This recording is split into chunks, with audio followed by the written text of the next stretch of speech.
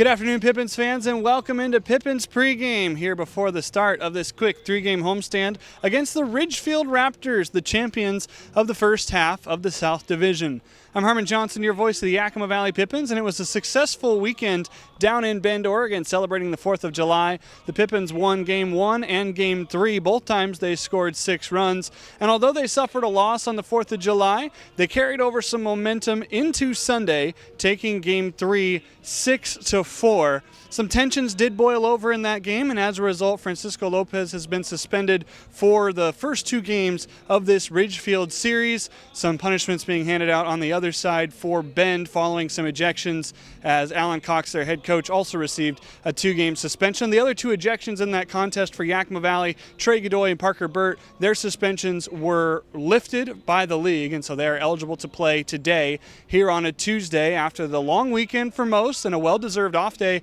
for Yakima Valley on Monday. They played 13 straight games, including 10 straight at home before hitting the road for the 4th of July weekend, and now they're refreshed and ready to take on a struggling Raptors team, 5-5 in their last 10 contests, and they have started the second half 0-3 after winning the first half, winning 20 games. We'll talk to the Pippins and we'll get you starting lineups here in just a moment as we get ready for Game 1 between the Yakima Valley Pippins and the Ridgefield Raptors. Stick with us.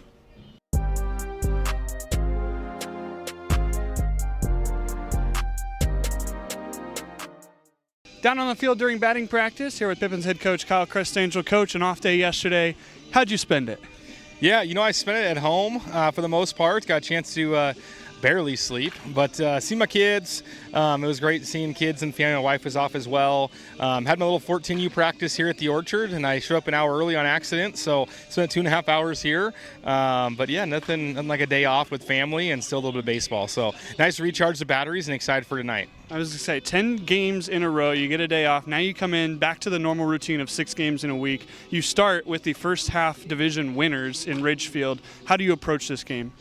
Yeah, we're coming off a series win, so it's nice to get on the road in the second half and go down there and win 2 out of 3. But basically getting to here, looking to go get Game 1. Anthony is going to fill it up, going to play defense behind him, have the bats go, and gosh, what a great way when you can go back home after a series win and go get Game 1. So look for us to go out and play hard tonight on all 3 phases and try to capture Game 1. But same recipe, pitch. I thought we did a much better job with free passes down in Bend. Obviously a 0 at the end there in Game 3. Limit free passes, play good D, and have the bats come alive back here at the Orchard on a nice hot day. The 2 games that you won down in Bend were fairly close. How do you approach today knowing that you've played both brands of baseball in the last week? Yeah, I mean, each day is truly different. I think the game kind of speaks to itself. It seems like some games just feel like it takes 10 to win, and some days it feels like getting a 3 or 4 spot to win. So in terms of how to approach it, I think it's just the same recipe I've been preaching for a while to the guys. It's just we're playing against ourselves. And, if we can limit free passes, we can have competitive at-bats, put good swings on balls, and make the 95% play, we're going to be all right. But as soon as we start committing some errors, putting 7, 8, 9, 10 guys on base, don't do jobs offensively, all of a sudden we're kind of beating ourselves. I think when we take care of the game within the game of ourselves and the brand the Pippins play, more often than not we like the result. So just getting after and playing good, clean baseball on a nice warm day and hopefully go out and get Game 1. You came up with our new name for the player that you hope to have a good night. We haven't done this since the homestand ended, though. So who's your pip to click tonight? Yeah, my pip to click tonight's going to be the new guy at shortstop tonight. Leadoff hitter tonight, Alexander Mendoza Jr. I'm excited to kind of unleash him to the league and to the fans. I think he'll be a guy that fans can ride behind and hopefully go out there and have a good game, play well. So I'm gonna pick new guy as my pip to click. As I said, not pick, but pip to click. All right, we're going to ride that branding. Hopefully we'll get it trademarked here soon. Coach, good luck. Thank you. I appreciate it. We got starting lineups coming up next. You're watching Pippins pregame.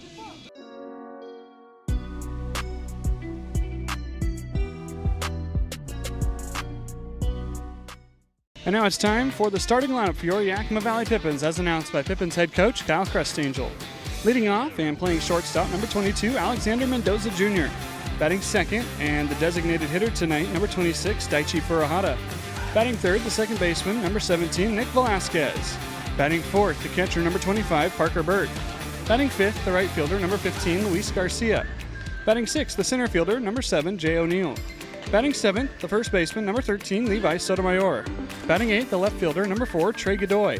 And batting ninth, the third baseman, number 16, Derek Almeida. Again for the Pippins, Mendoza, Farahada, Velasquez, Bert Garcia O'Neill, Sotomayor, Godoy, and Almeida. The starting pitcher tonight is Eric Anthony. We'll get you his numbers when we get back. That's the starting lineup for your Yakima Valley Pippins. First pitch is next. Thanks for joining us on Pippins Pregame.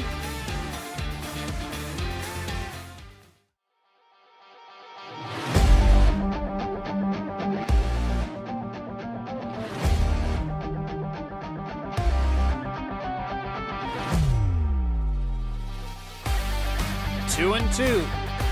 Ellis needs to dial one in. Tension building here at Yakima County Stadium. The pitch. Swing and a miss. Ball game over. 2-1 victory. Pippins over Sweets. First pitch, a high drive out towards right. Back goes Chavez. He's looking up. Bye-bye baseball. Grand slam. Dylan Anderson.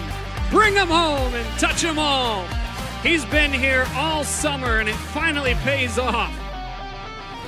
That was all we needed. 2-1, the final score, and we get ready for fireworks as a happy bunch.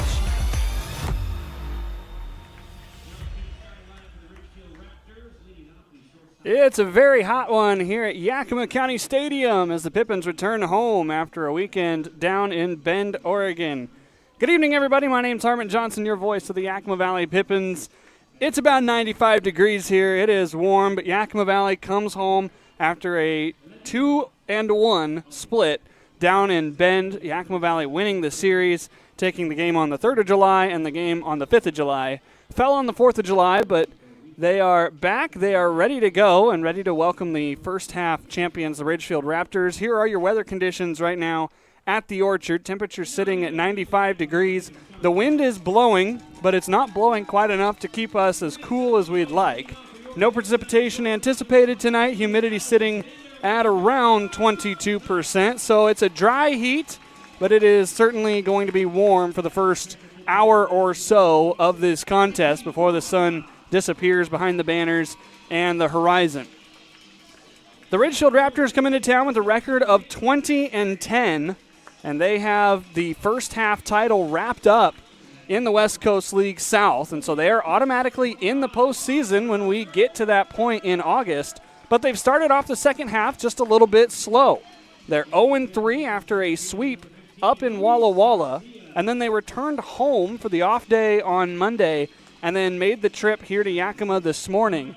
So they're a little bit road weary. They're a little bit tired after winning the first half. And they are going to come in here and try to pick up their first win in the second half of the season. They have the playoffs. Nothing says they have to play extremely hard, but you don't want to get too far behind the 8 ball if you're Ridgefield, sitting at 20-10 overall on the summer.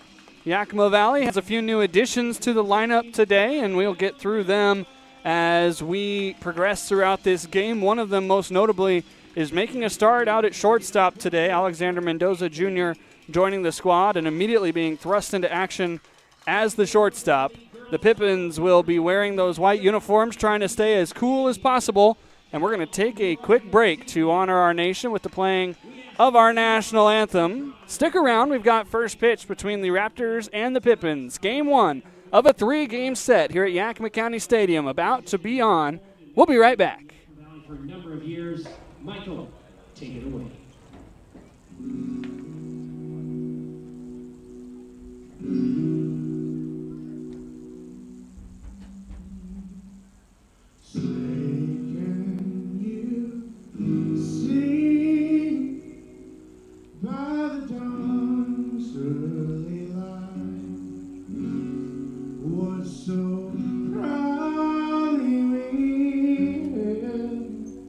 At the twilight's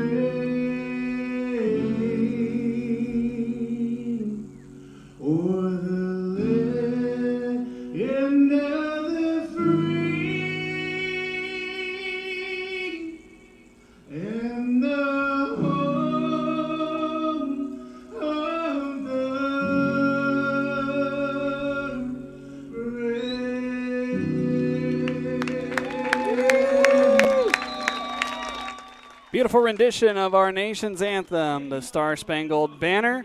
Gotta love the local performances here at Yakima County Stadium. Let's get ready for baseball tonight. On the hill for Yakima Valley will be number 24, and his name is Eric Anthony.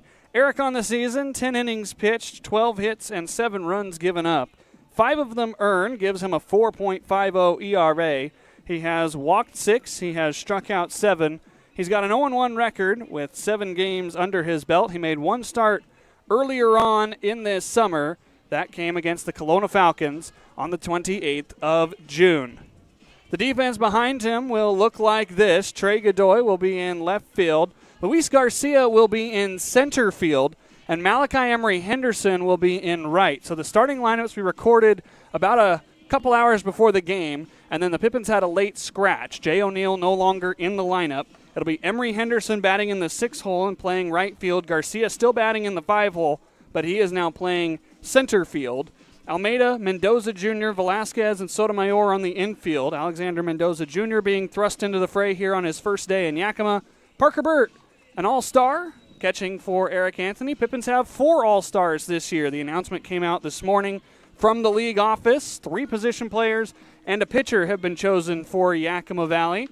And all three position players will be hitting in the lineup today. It's Daichi Furuhata, Nick Velasquez, and Parker Burt. There's Derek Almeida. He's not an all-star, unfortunately. But for Nick over at second and for Parker behind the dish, they'll be playing in the field today. Daichi Furuhata is the designated hitter today, and so he will be showing off the bat but not the glove.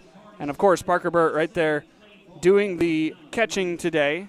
The pitcher for Yakima Valley who made it to the All-Star game is Nathaniel Carano. He's got a high strikeout number. He's very effective when he comes in, so well-deserved for Nate as well. I thought the Pippins would be able to get a couple more All-Stars on the pitching side, but unfortunately 1 is the number they'll have to settle with before some scratches and late additions as folks figure out their schedules. Parker Burt ready to go here at Yakima County Stadium. Looks like we're going to be on time as the first pitch is cut on and fouled away at 6:35 p.m.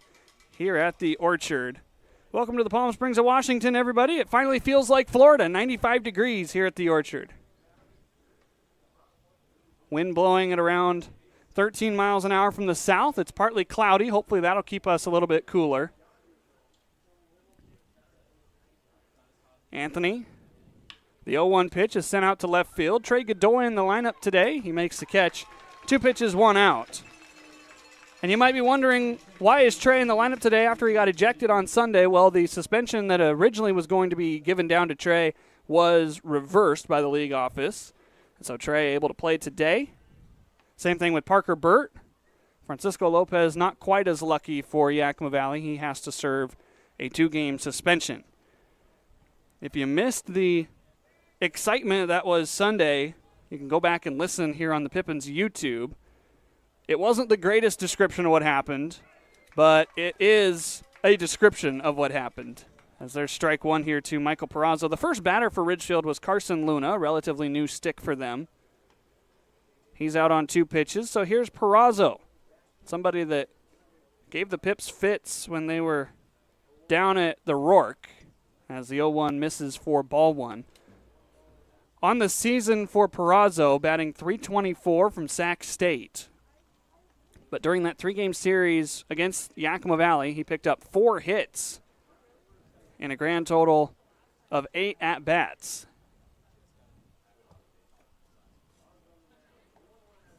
One, that misses.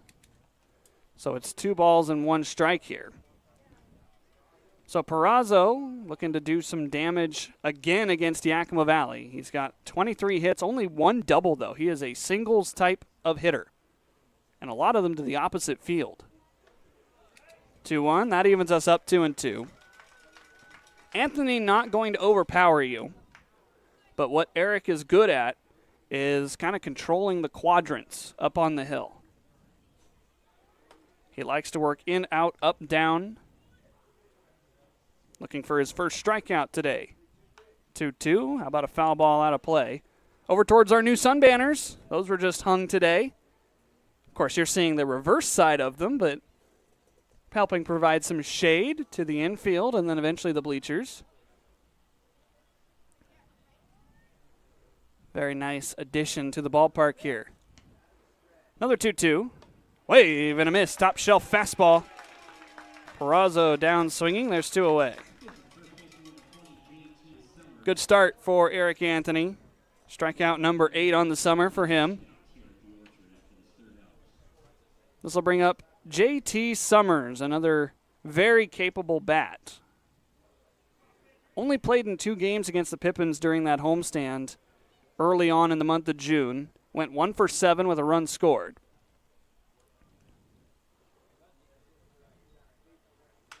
Broken bat, flare out towards second. Velasquez cannot get it, and it's a 2-out single for J.T. Summers, hit number 40 on the season for the man from Oregon.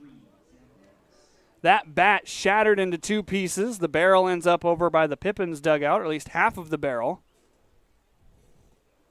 Pippins bat boy going to go run the shard over towards Ridgefield. Watch this. Turned it into almost a butter knife there with what Summers was left with. Kind of got stuck with the flat edge.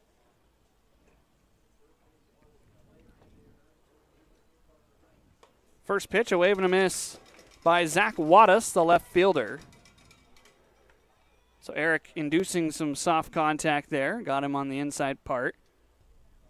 Zach Wattis playing left field today.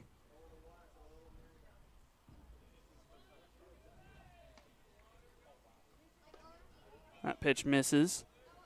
For Wattis, on the season from Loyola Marymount, batting .347 in 28 contests. That does include every game that he has played in the league so far. No non-league contests for Wattis. There's a throw to first. Umpiring crew today, Kyle Sisk is behind the plate. Henry DeJesus is the man in the field. Second time the Pips have seen this crew here at home. 3rd time overall. Saw them down in Ridgefield, or Springfield rather, for the first road trip of the year. Breaking ball, that's a good smother by Parker. 2 balls and a strike. Wattis from Chandler, Arizona. This is at-bat number 99 of the summer for him. He's drawn 22 walks as well, so his plate appearance number much higher than his at-bat number. 2-1. Here's a shot towards the left center field gap. Godoy going to have it go past him all the way to the wall. J.T. Summers getting the wave from Chris Cota. He's going to round third. He's going to score. It's an RBI double for Zach Wattis, and the Raptors lead it 1-0. This is the definition of a gapper. Wattis going to the opposite field, and it just plugged the hole where Godoy and Garcia could not converge on it before it went all the way to the warning track. So Ridgefield on top to begin the game. Pippins bats yet to come up to hit. That is double number 7 on the season for Zach Wattis. Cade Ladahoff watches a first pitch fastball for strike 1. Ladahoff from Big Ten country. Plays his college ball at Michigan. A native of Bradenton, Florida, though. So Ladahoff's been all over the country in the last calendar year. 0-1, foul ball into the netting. 0-2 quickly. Ladahoff batting .250 on the season.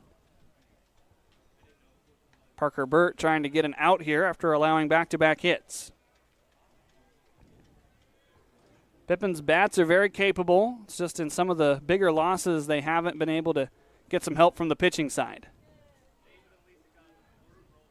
0-2 popped up into the stands and out of play.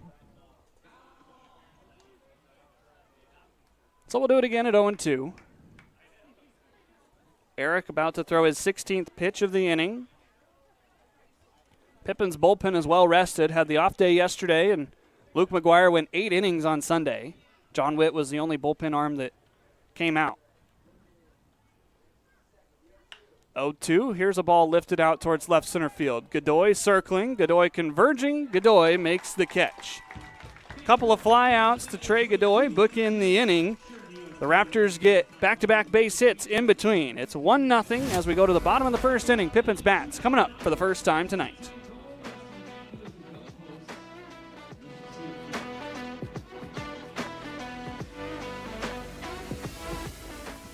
Alrighty, guys. We got a few soccer fans out here. They each got their own ball. Who am I with first?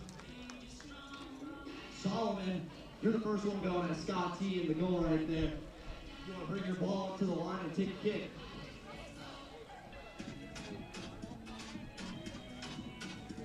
Scott T looks ready. Oh, a little bit wide. 0 for 1. Our next is State. You're up next. Take a kick. And, a little bit short. And to the left this time. We got one more. Can we get one on Scott T? A fluid. Chance. Your last one. Looks like it will help with the win. Block. Scott T is a world class. Scott T. Pippin doing what the USA couldn't yesterday, blocking goals. It's World Cup night tonight here at the Orchard. Of course, if you weren't watching yesterday, Team USA falling to Belgium. They are done in the World Cup that they are hosting. They were the last host nation in, so maybe some pride in that. But fans in Seattle, the 12s, could not help the USA to a victory over the European superpower. And now we go back to baseball. Shane Johnson is the starting pitcher for the Ridgefield Raptors. He's pitched in 2 games. This is his first start, though. He's 1-0 with a 0 ERA, 6 walks, 1 strikeout in 4 innings. He's only given up 1 hit all year. And so we'll have to see how this lefty fares in his first start as he faces Alexander Mendoza Jr., getting his first swings for the Pippins this summer. Mendoza joining the team this morning. As the first pitch is a single by Mendoza, maybe more. No, it's cut off by Hearn. Good start to the Pippins' career for Alexander Mendoza Jr. An immediate spark.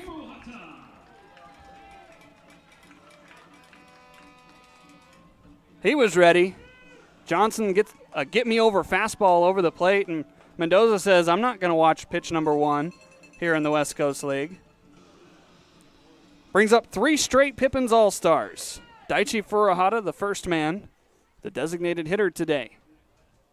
First pitch to Daichi, that misses outside for ball 1. So Furuhata named an All-Star coming out of Southwestern Oregon Community College. On the season with the Pippins, Daichi up near the league lead in runs scored with 33. That might be the league lead. Shoots this one out of play, foul. Daichi also batting .319 in 29 games with 38 hits, including 10 doubles, a triple, and 2 home runs. So very deserving for Daichi Furuhata. He's punched his ticket to Victoria here in about a week. A week from tomorrow is the West Coast League All-Star game. 1-1, wave and a miss. That's a nasty slider from the lefty Johnson. Mendoza looks extremely antsy over there at first. He'd love to get that first stolen base of the summer as well. Certainly making it hard for Johnson out there on the hill. 1-2, Daichi on the ground out to second. Perazo going to turn, go to second for 1. The relay is not in time. So Daichi and Mendoza trade places. There's 1 out on the scoreboard.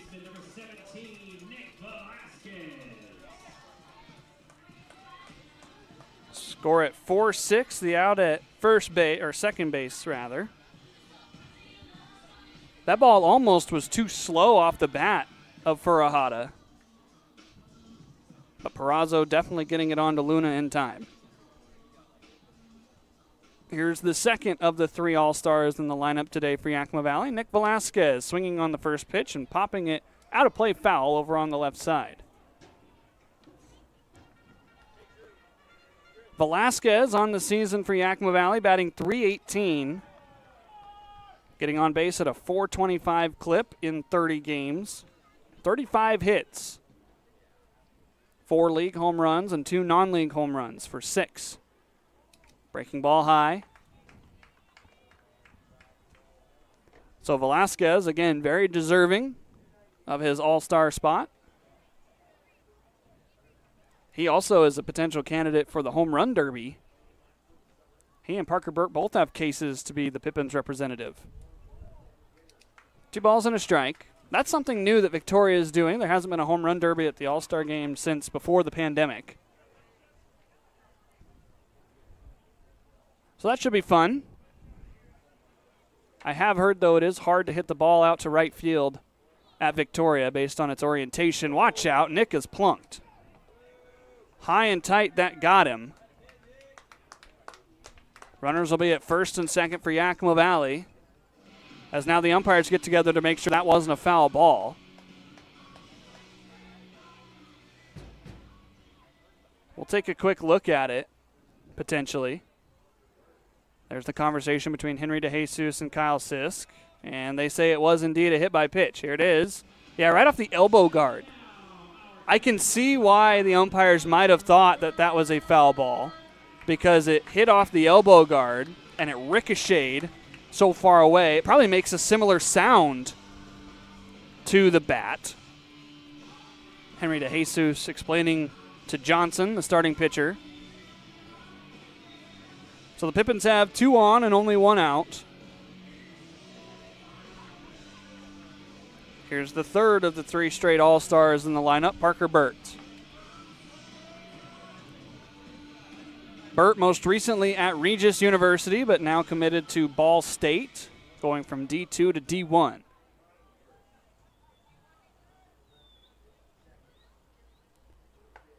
First pitch, a nice hard fastball from Johnson, 88 miles an hour.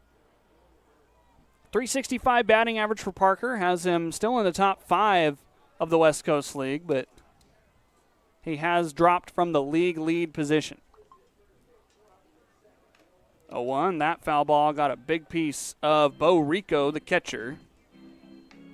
He says he's all right. For Parker, 31 hits, including 4 home runs, 18 RBI. Trying to drive home at least 1 here and get the Pippins tied. 0-2, grounder over towards third. Weber going to stumble and step on his bag. The long throw across is not in time to get Parker Burt. That was a much harder play than Weber probably thought it would be. You saw him stumbling and bumbling over towards the hot corner. Take a look at this on the ground. Had to field it in front of the bag and then nearly fell on his own face trying to go tag the bag. Parker legs it out. So it's another fielder's choice. Pippins only with 1 hit on the game. Daichi's out 5 unassisted at third.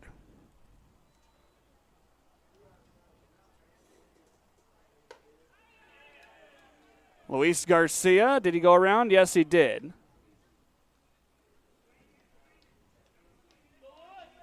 Garcia today playing center field. He was originally going to play right, but with the scratch of Jay O'Neill, Garcia moves over to center. So Luis behind in the count. Probably could have been a all-star if it not been for a slow start to the summer. Batting .277. He's got multiple multi-hit games, though. 0-2, that's a breaking ball. Rico said he liked it in that spot. Trying to get Luis to chase on something he could not hit.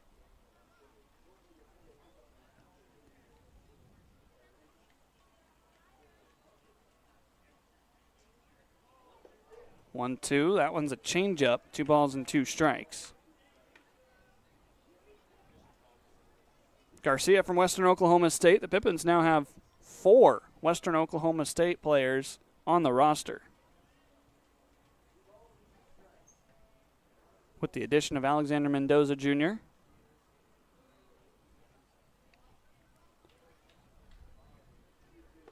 Two, another breaking ball down and in. The count will run full. The runners will get a head start. Luis trying to get either a walk to load the bases or maybe something to hit here.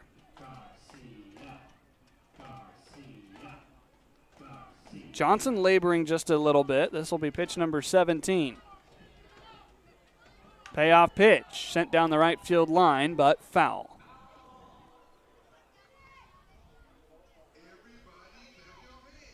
Had a chance for Luis to go opposite field.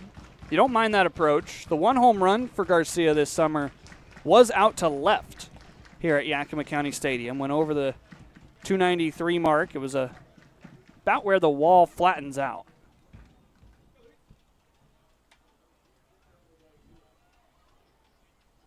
The next payoff is on the ground out towards short. This will be Luna. Long throw. The ball bounces away from Summers. Velasquez is going to score. Parker Bird into third, and the Pippins have tied the ball game.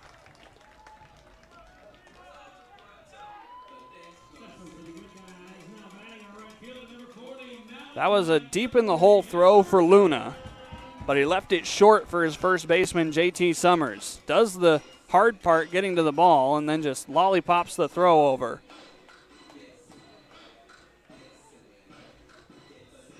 So Luis reaches on the air. Velasquez scores, and now here's Malachi Emery Henderson.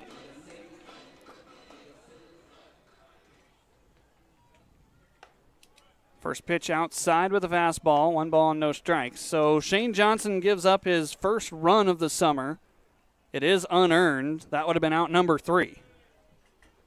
The inning should be over, and the Raptors should be getting ready to hit for the second time. Malachi half swing and a miss. Saw a fastball and did not commit to it.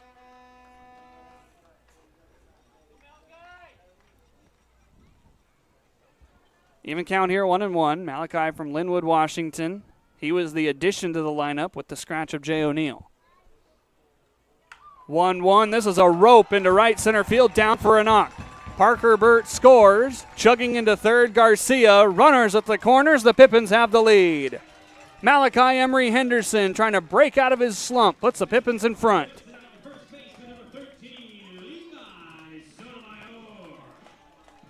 Good to see hard hit contact from Emery Henderson. 101 off the bat. Out towards right center field. Parker was going to score easily from third base. And the Pippins have responded to giving up a run in the first inning with 2 of their own.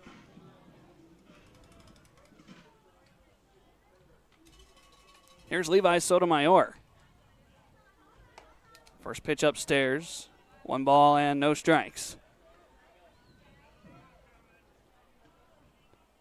Sotomayor on the summer, including some non-league action, batting .378. He's got an inside the park home run and 2 doubles. 1-0, Sotomayor out towards second. This is past Perazzo. It's a 3-1 contest. Malachi trying for third. The tag is late. Runners are at the corners. 3-1 Yakima Valley.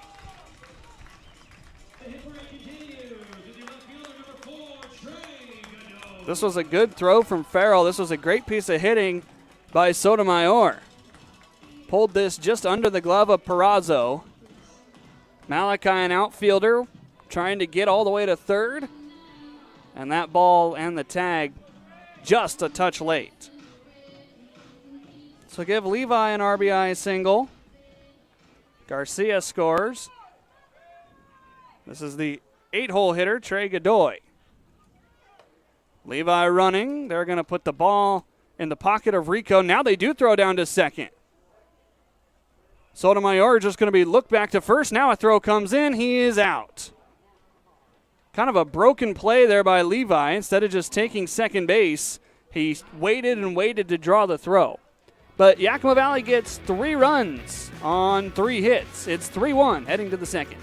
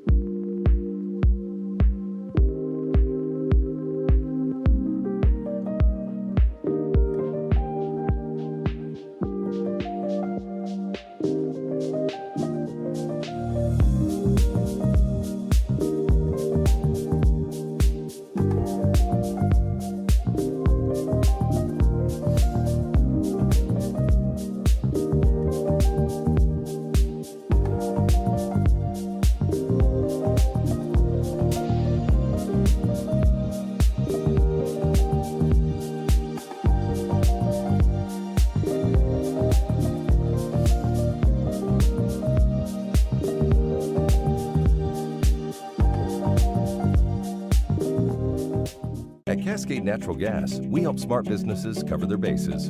Old, new, and in between. No matter the age of your building, they all benefit from energy-efficient choices. Cascade Natural Gas offers a long list of incentives for energy-efficient upgrades. Upgrades that save your business money every day. Become one of the many Cascade business owners benefiting from the quality, comfort, and savings of energy-efficient upgrades. Join Team Energy Efficiency and take advantage of rebates from Cascade Natural Gas.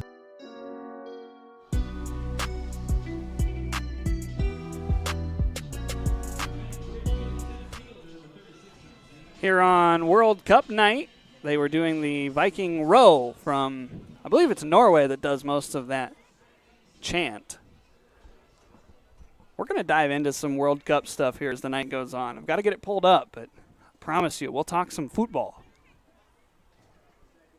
Pippins with a 3-1 lead, and Eric Anthony misses with ball 1 to Isaiah Hearn. Hearn batting in the 6 hole for the Raptors. Native of Los Angeles, California. He's batting .271 on the summer as he sends a fly ball out to center field for Garcia. Luis coming in.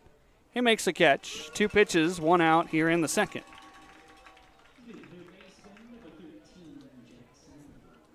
So here's Jackson Weber, somebody that Yakima Valley saw a couple times down in Ridgefield on that series. He went 1 for 5 with a run scored. On the summer, batting .226.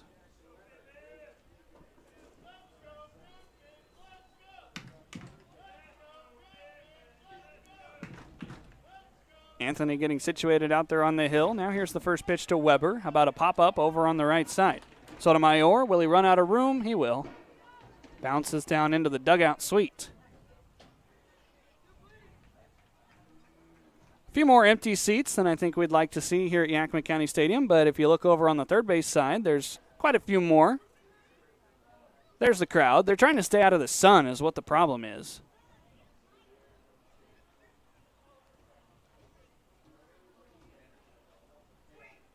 A 1. There's a nice breaking ball called strike 2. There is a passing cloud going overhead right now, and so the ballpark does feel just a little bit cooler. You can see there Yakima County Stadium in shadow. When the sun was out, though, during batting practice, it was warm. 0-2, cut on and missed. 86 right past Jackson Weber. 2 away here in the second inning.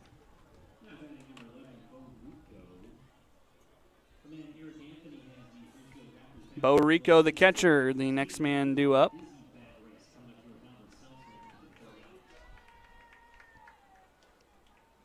Eric Anthony's been around 86 on the fastball so far today.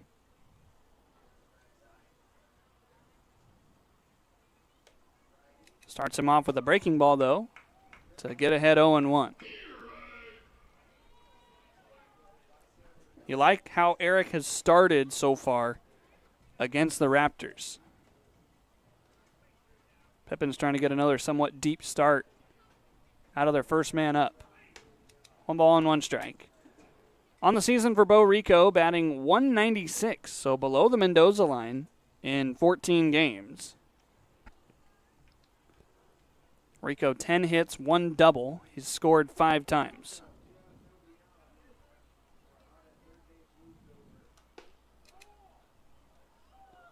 That just missed low. 2 balls and a strike.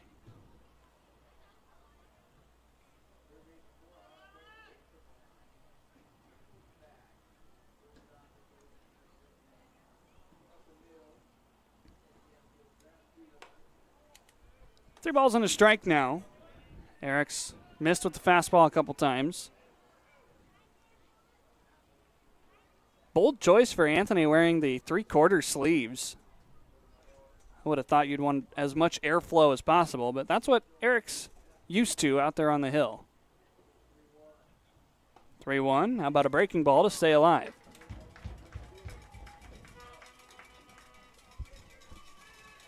Eric coming from the University of Puget Sound, the Loggers. Probably used to a little bit cooler environment during his spring season. Payoff pitch here to Rico. Foul back.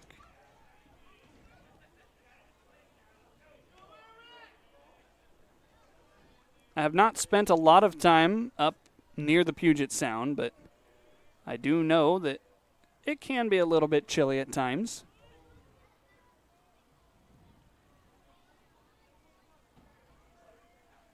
Three-two. Popped up, left side, drifting to the stands. A souvenir waiting to be picked up. There we go.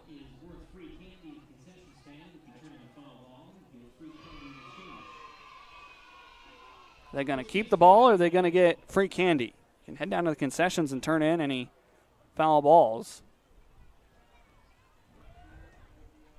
Third straight payoff pitch here.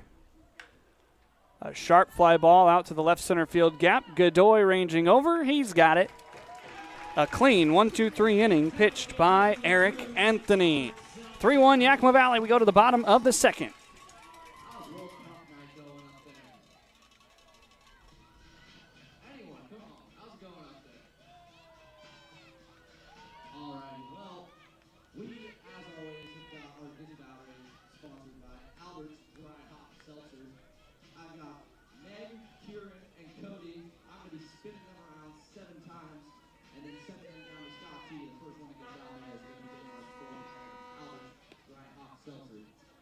You guys ready to go? All righty, on your mark, set, start, spinning. 1, 2, 3, 4, 5, 6, 7, go! Oh, I think we have one in the computer tonight. Give it up to the computer tonight, guys.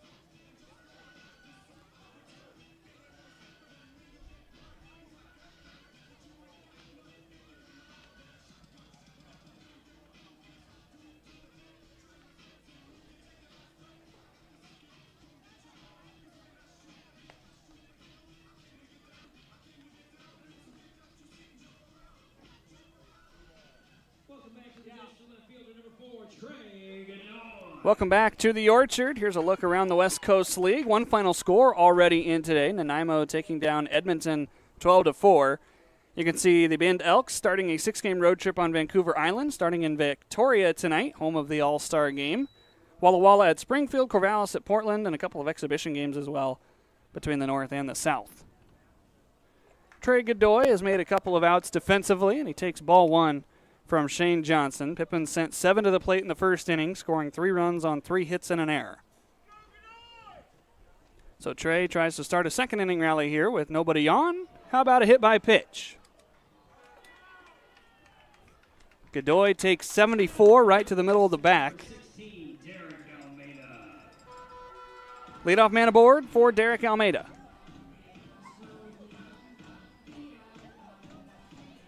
Almeida from Citrus College, but committed to play at Fresno State, a .308 batting average. 24 hits for him, including 3 doubles and a home run. The home run came down in Ridgefield. So let's see if he can re-spark that power against the Raptors. So Shane Johnson gives up his first 3 runs of the year, all of them unearned. It was an error that scored the first run, and the inning should have been over. 1-0, Almeida out of play.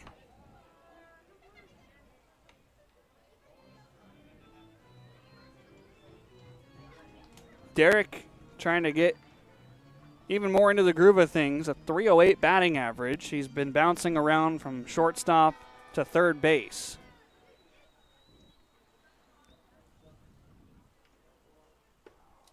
One down and in.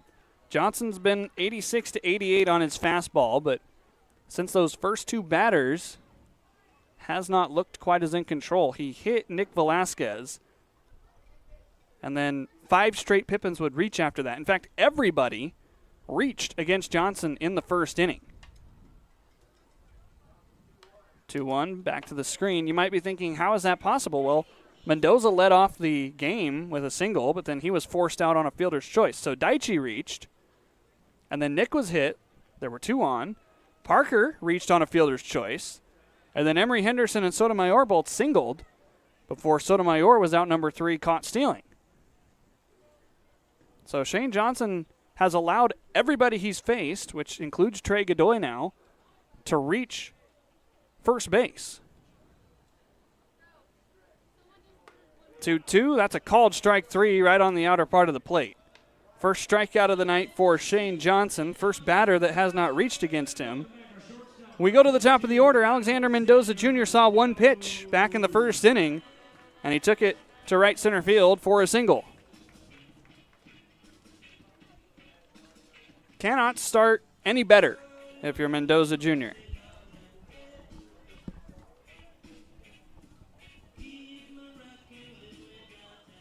You've got Trey Godoy over at first. He takes this first pitch and missed just in. Breaking ball didn't quite get back across the plate.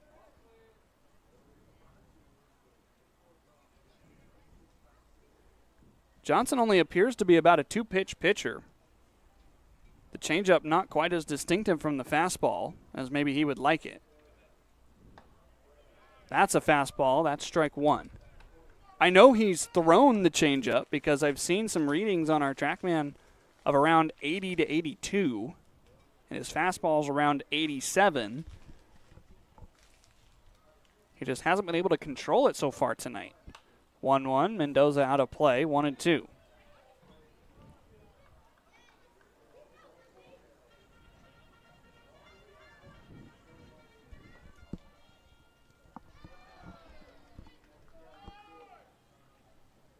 Johnson on his 35th pitch. A line drive into center field. Second hit of the night, second hit of the career for the Pippins for Alexander Mendoza.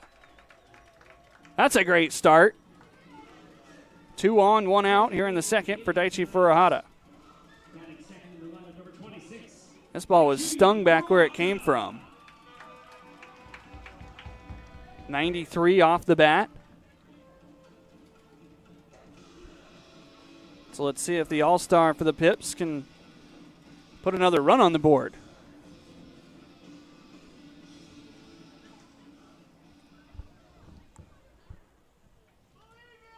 This will be pitch number 36 for Johnson. Ball 1.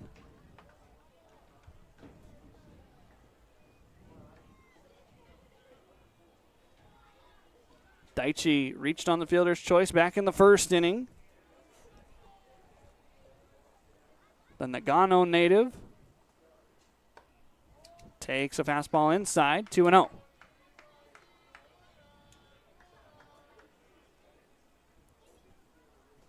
That's going to send Bo Rico out to the hill to have a chat with Shane Johnson. Didn't quite finish up the around the league.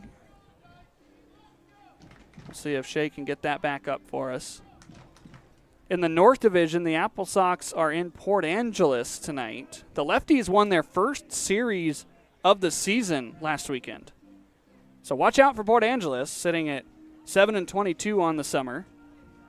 Dub C Fish Sticks down in Salem tonight to play the Marionberries. Northwest Star Nighthawks up in Bellingham to play the Bells. Quite a few interesting series as the Sweets against the worst team in the South by record, 9-21 Springfield, trying to build on their hot start to the second half. They're 3-0. Daichi backs away. 3 balls and no strikes.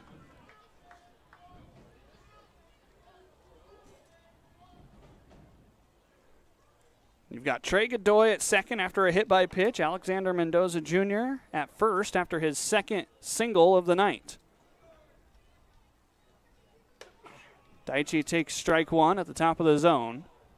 Johnson stays alive for the moment. Right-handed action up and moving in the Raptors bullpen. Cole Schmidt is tossing lightly.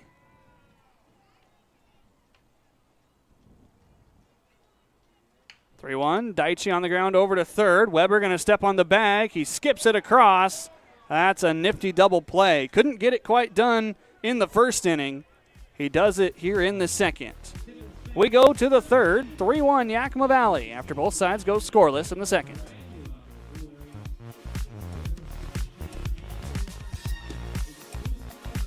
Gear up for summer like no other with Legends Cup. From the first whistle to the final goal, it's a 3-month marathon of massive payouts. Kick it with us every Thursday from June to August for a chance to win your share of $275,000. Just use your Legends Rewards card to earn entries. The stakes are high, the prizes are huge. Legends Cup, only at Legends Casino Hotel. The pitch is calling. Will you answer?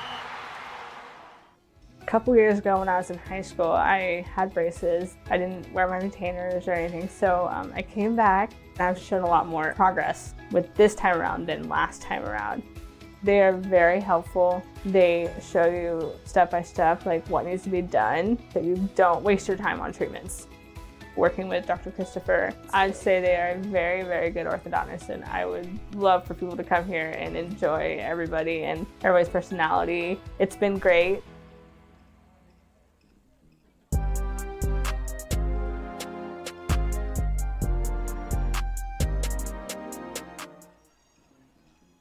Eric Anthony out for his third inning of work. He has not yet seen the number 9 hitter for the Ridgefield Raptors, Reed Farrell. So he'll face him, then get to the top of the order for Ridgefield, Carson Luna and Michael Perazzo. Temperatures started the day at 95 degrees here at Yakima County Stadium. As we progress closer and closer to this evening, hopefully we cool off a little bit. We have dropped 4 degrees with the clouds that have come in, so that's helpful.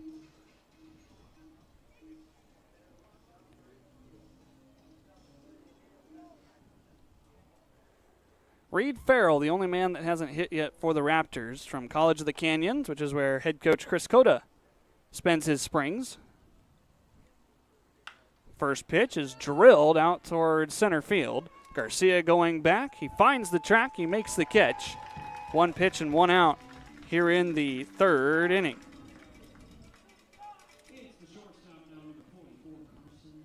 That was a deep fly ball. 352 feet. On a windy day at Ridgefield, that might have been gone.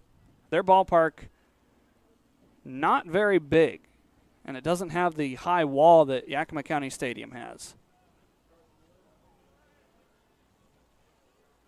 Carson Luna takes the first pitch high and tight. I believe Ridgefield is only about 315 to the poles and about 375, 380 to center field. Strike one thrown there by Anthony. Went with the changeup. Luna also from Michigan, from Big Ten country. On the season, if you don't count the first at-bat of the game today, 275 batting average in 10 games.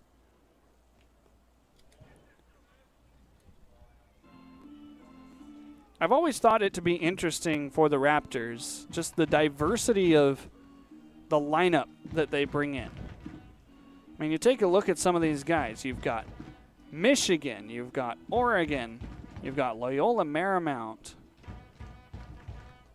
Arizona State. Hard hit ball down the left field line. Fair. This is going to go all the way to the pole. Godoy plays it off the wall. Not before Carson Luna ends up with a stand-up double.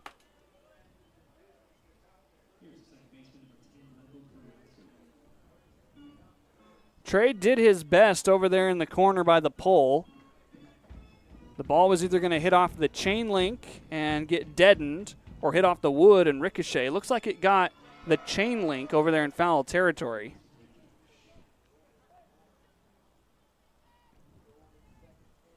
So now here's Michael Perazzo. third hit of the game for the Ridgefield Raptors.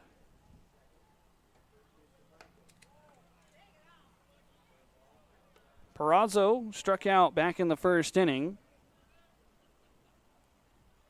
against the Pippins in that first series. He had 4 hits.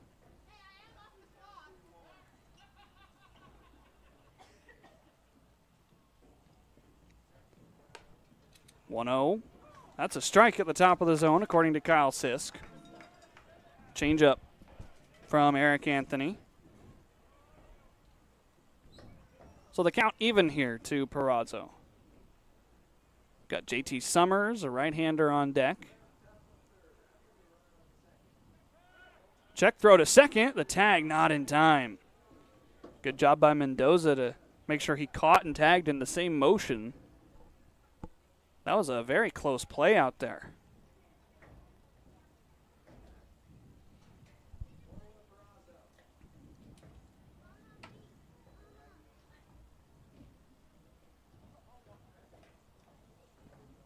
(1-1), a looper into center field. Nick's not going to get there.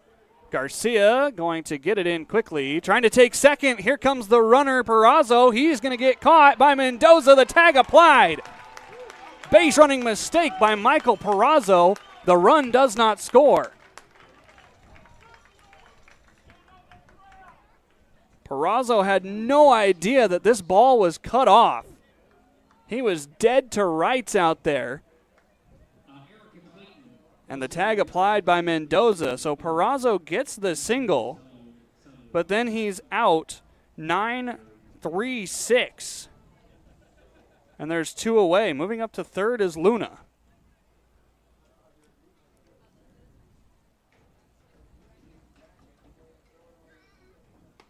First pitch to JT Summers just misses. You would think with a ball that was in right center field, Perazo would have had a great view as he rounded first, but all he saw was the throw come in. He did not see it get cut off.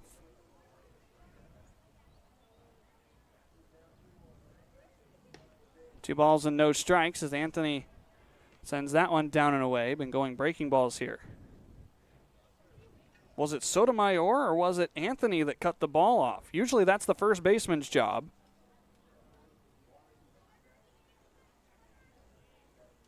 It was, in fact, Levi. Foul ball, 2-1.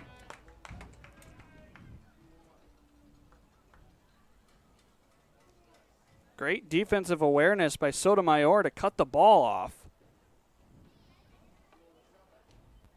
Pips get the added bonus of not allowing the run to score as well. 2-2 now after JT Summers was ahead, 2 balls and no strikes. Sotomayor doing his job as the first baseman, getting the cutoff. If he had let that through, the ball might have been up the line. And now Anthony has a chance to get a huge strikeout, would be number 3. 2-2 pitch from Eric. Wave and a miss. The Pippins defense shines bright in the top of the third inning. The Raptors leave one on at third. To the bottom of the third we go. 3-1 Yakima Valley.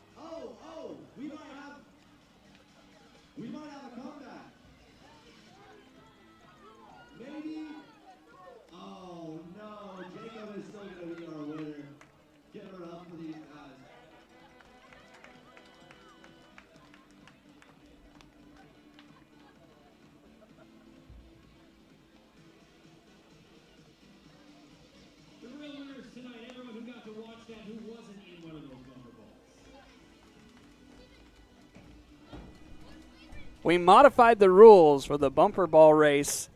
They are now running towards each other, and you get gold like this. Boom! And I think what's even funnier is not only did the kid get bent backwards, then Scott T comes and form tackles behind the other one.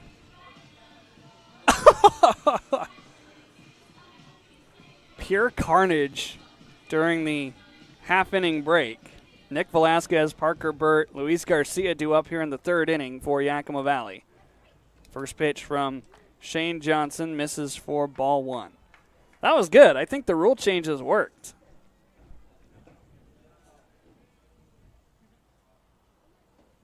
Lefty-lefty matchup here.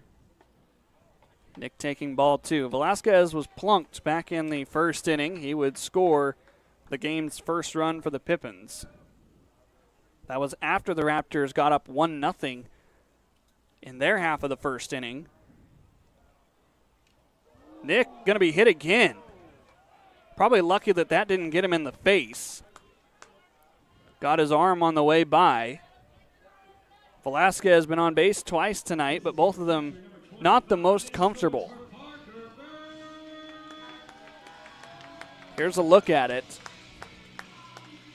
Right on the elbow guard again.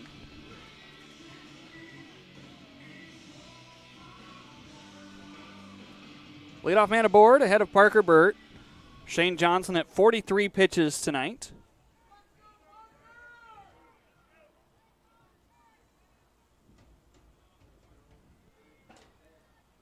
Parker stings one into right field. This is going to get down in front of Farrell.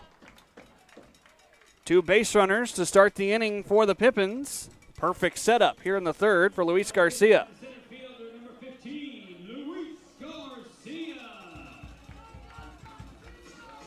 A couple of Pippins All-Stars showing why they deserve to be here. Now Garcia, who reached on an error back in the first inning, trying to prove why he might have been snubbed.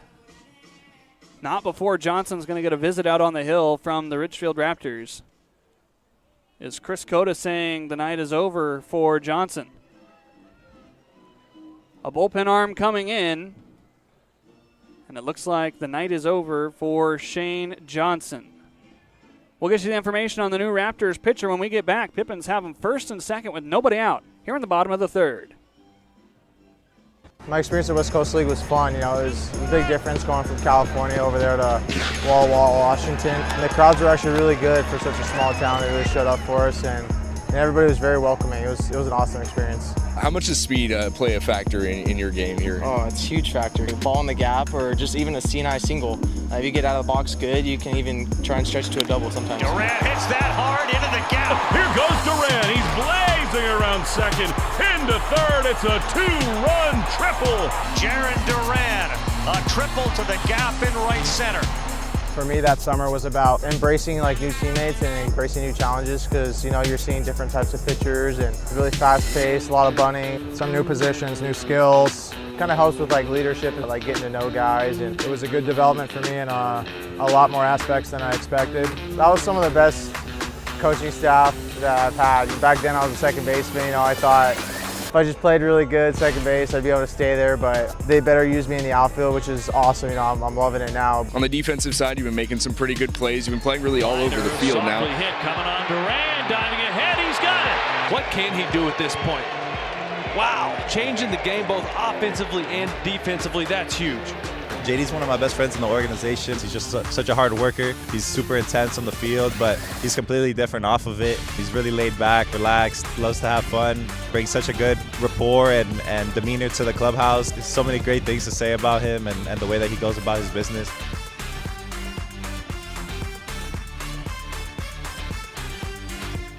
Yakima Valley coming back from a 3-game road trip down in Bend, Oregon. The Pippins won the first and third games of the series, 6-5 and 6-4. John Witt getting saves number 6 and 7 on the season.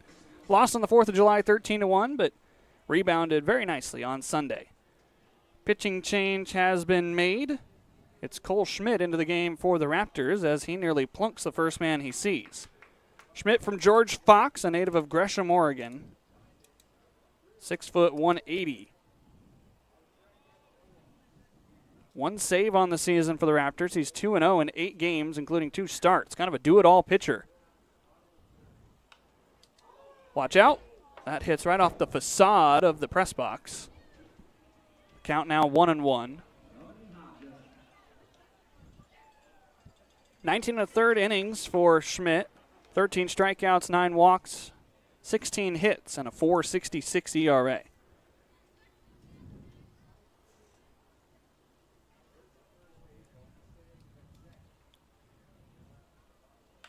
Luis pops one a mile high up on the infield. Summers calling for it in foul territory. He makes the catch. One out here in the third inning. Brings up Malachi Emery Henderson. Malachi got a hard hit single back in the first inning that drove home a run. He was left stranded at third.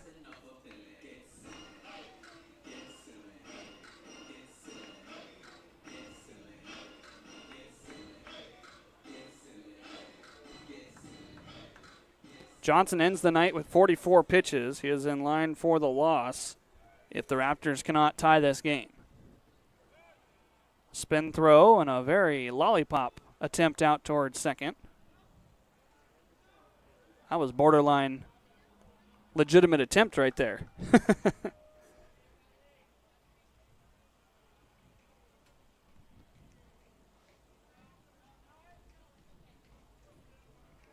First pitch, Emery Henderson going hunting. Can't come up with it, 0-1.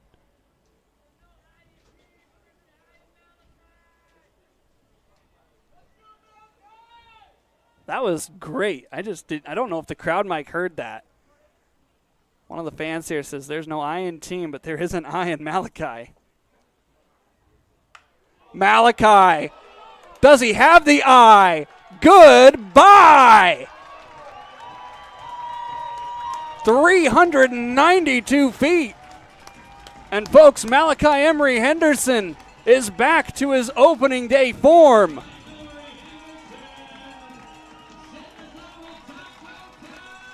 Taco time here at Yakima County Stadium. The Pips lead it 6-1.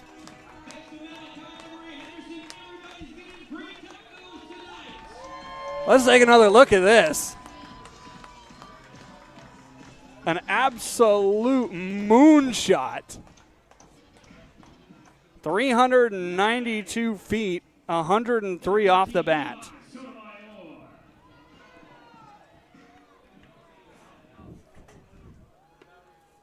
First pitch from Schmidt misses for ball one to Levi Sotomayor.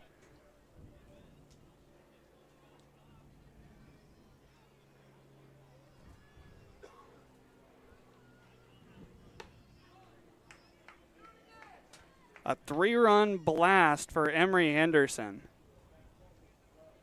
Velasquez and Burt both score. They are charged to Johnson. Wave and a miss. Levi handcuffing himself 2-1.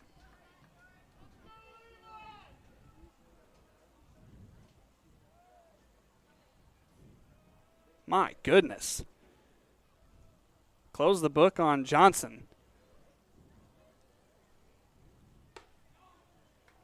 3 balls and a strike, gives up 5 runs, only 2 of them earned.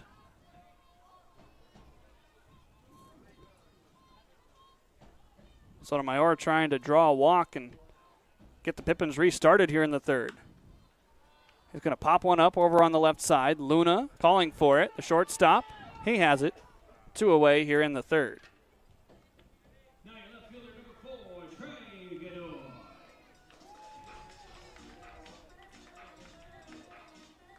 Trey Godoy was hit by a pitch back in the second inning. Batting here for the second straight inning.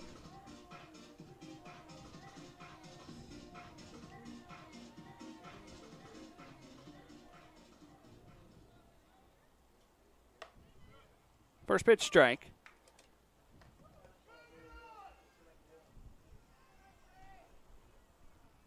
Godoy came into this game for Yakima Valley batting only 111.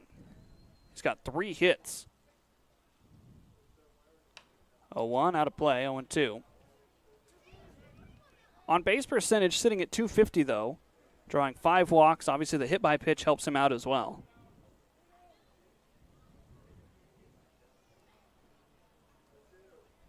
Schmidt looking for strike number 3 here. How about a chopper right over top of the hill? Luna going to grab it. The shortstop makes the play on the second base side of the infield. Malachi Emery Henderson. My, oh my, he let the ball fly, and it is 6-1 as we head to the middle innings.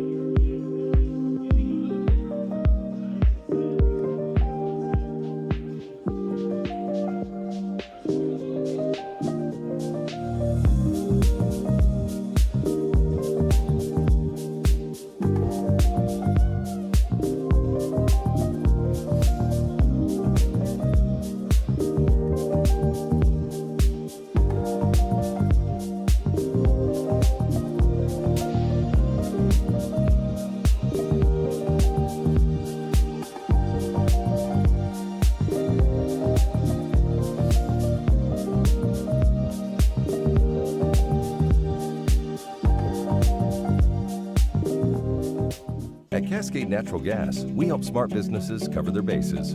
Old, new, and in between. No matter the age of your building, they all benefit from energy-efficient choices. Cascade Natural Gas offers a long list of incentives for energy-efficient upgrades. Upgrades that save your business money every day. Become one of the many Cascade business owners benefiting from the quality, comfort, and savings of energy-efficient upgrades. Join Team Energy Efficiency and take advantage of rebates from Cascade Natural Gas.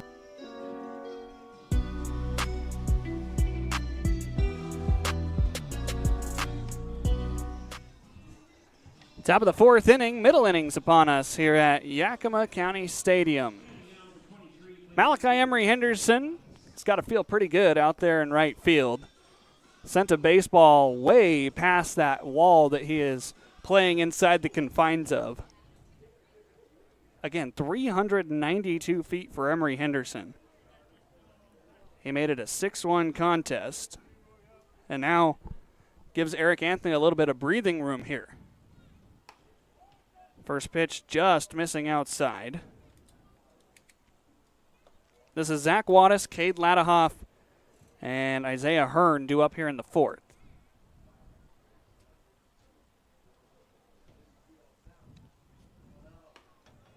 There's a strike, 1 ball and 1 strike. Wattis doubled back in the 1st inning, brought home Ridgefield's only run to this point.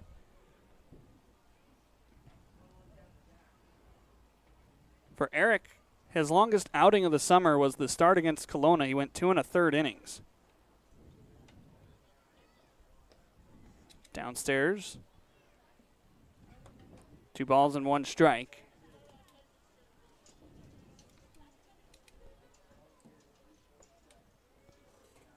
So Malachi Emery Henderson tonight, 2 for 2, a single, a 3-run home run. He's got 4 RBI total.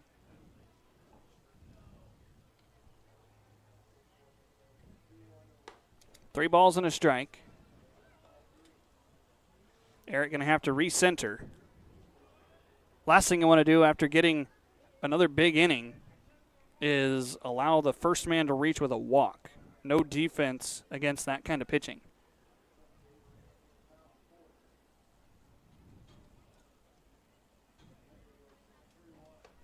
(3-1) went with the breaking ball, so the count runs full.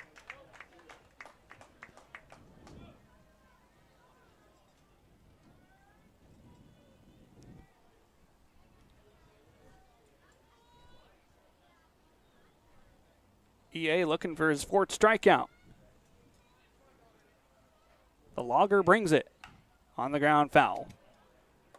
Raptors will end up with a new baseball. Occupying that first base dugout.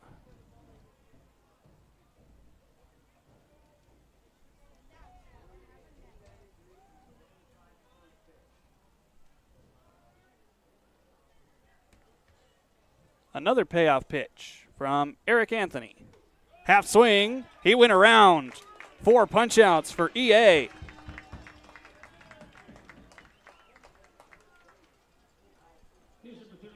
Kyle Sisk didn't need any help from his first base umpire, Henry DeJesus.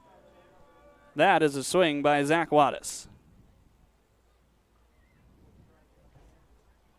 So with one away, Cade Ladahoff, the designated hitter, will be up to the plate.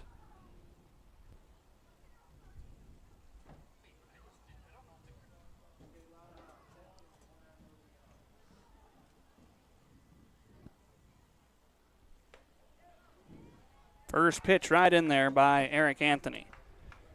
Ladahoff flew out back in the first inning to Trey Godoy in left.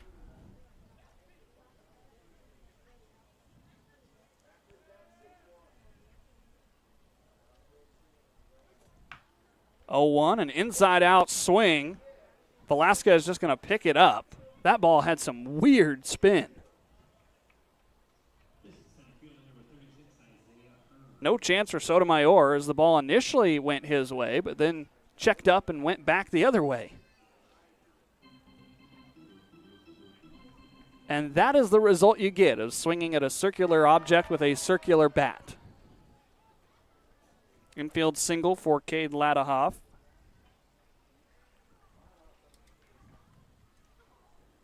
Isaiah Hearn flew out to center field to start the second inning.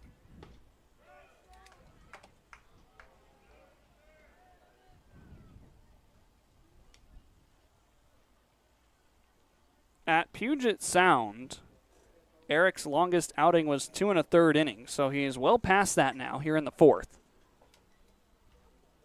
Check to first. Back in plenty of time, Cade Ladahoff. Longest outing on the summer for Yakima Valley was 2 1/3 inning. That was against Kelowna. Eric did pitch in the exhibition CCL game on the Wednesday before the season started, went 3 innings. So Anthony now with 3 1/3 in the books. Trying to at least get through 4. You've got Gus Musial tossing the plyos down in the Pippins bullpen. He might be the next one in.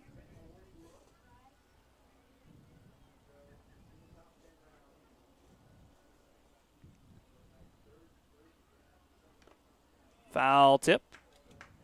That ball lands in between the legs of Kyle Sisk. Isaiah Hearn's an interesting player.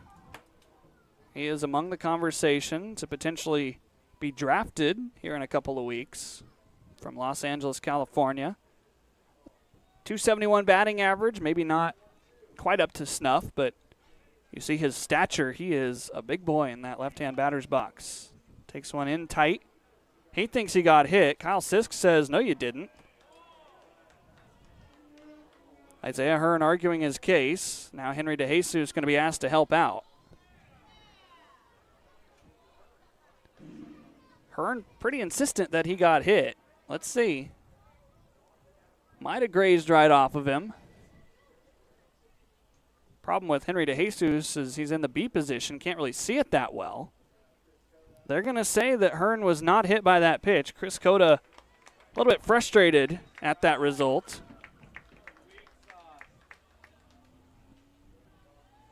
Discussion going on between the head coach of the Raptors, the only head coach they've had in their history, by the way.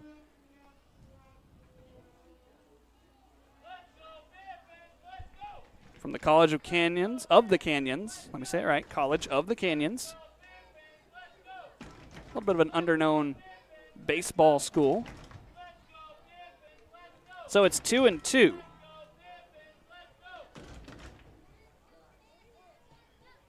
Ladahoff at first after the single. Anthony looking for a fifth strikeout.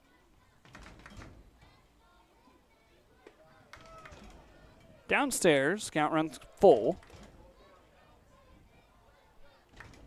Last thing you want for Eric is to get into trouble and let the Raptors get back into this as we slow down the look. Tough to tell.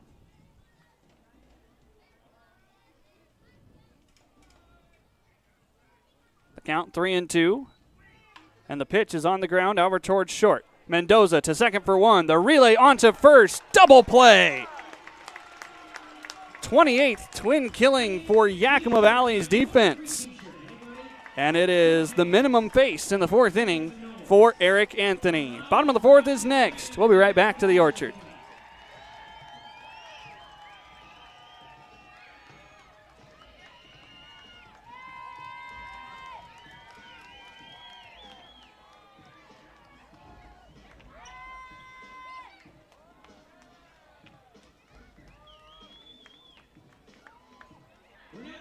Who wants a free t-shirt?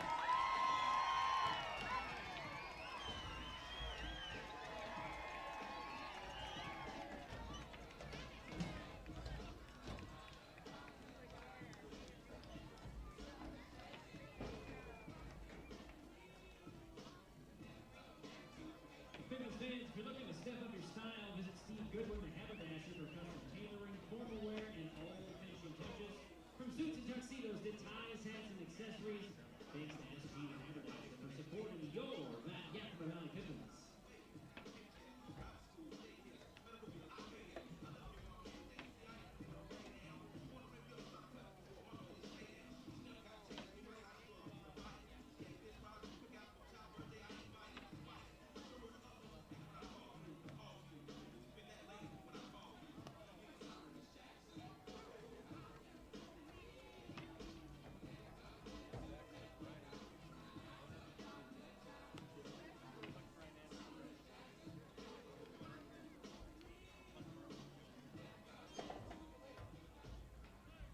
Make him feel at home, our third baseman, number 16, Derek Almeida.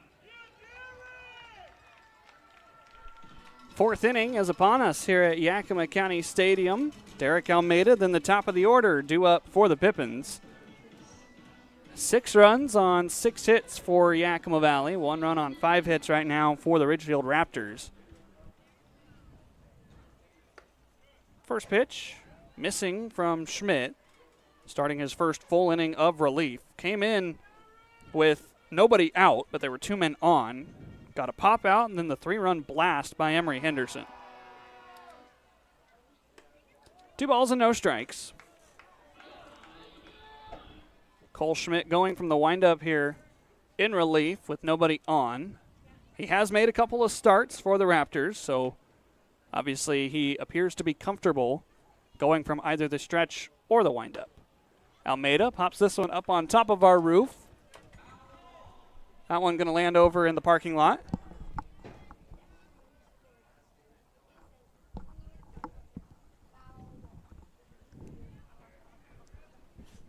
So it's 2 balls and a strike to Derek.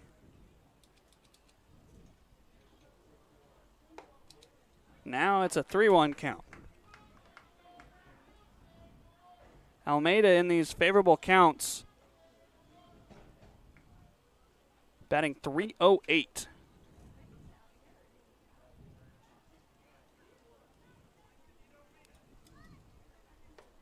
The pitch is ball 4. No, it's a strike. Whoa. Got ahead of ourselves here. Got to remember Kyle Sisk, a more deliberate strike caller behind the dish. The count is full to Derek Almeida. That one's ball 4. I don't have to wait for that one. Leadoff man aboard here in the 4th inning. Pips have had the leadoff runner on in all 4 frames. Great opportunity here for Alexander Mendoza Jr.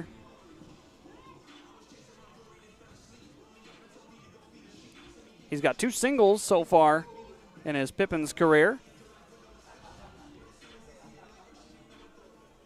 He's 2 for 2 wearing number 22.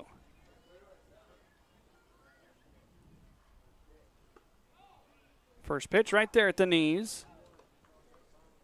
1 ball, no strikes. Mendoza at Western Oklahoma, .420 batting average with 19 home runs. Pitch upstairs, 1-1. He scored 86 times. He drove in 58 runs. Those are some pretty solid numbers at Western Oklahoma State College.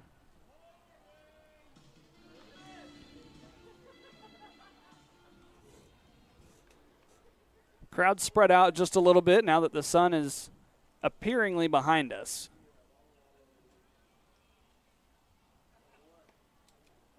Ball gets away. Late break by Almeida. He's going to be in at second. I don't think Derek realized how far away that ball got from Rico. So now a man in scoring position, and The third single for Mendoza tonight could make it 7-1 Yakima Valley.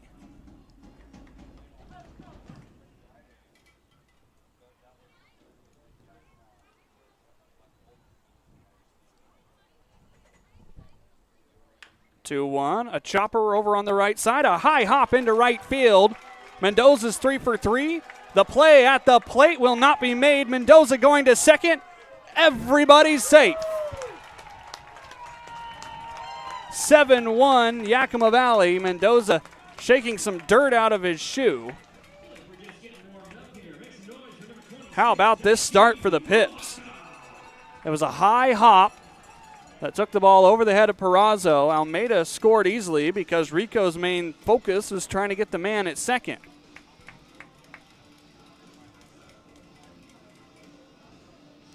RBI single for Alexander Mendoza Jr., moving up to second on the throw. Here's Daichi Furuhata.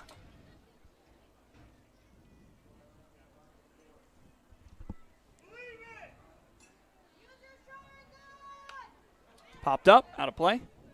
0-1. This is a great start to the game if you're Yakima Valley. After some slower games, some close games down in Bend. Of course, losing 13-1 on Saturday kind of felt like everything that happened Friday night got erased. Bender high and tight, 1-1.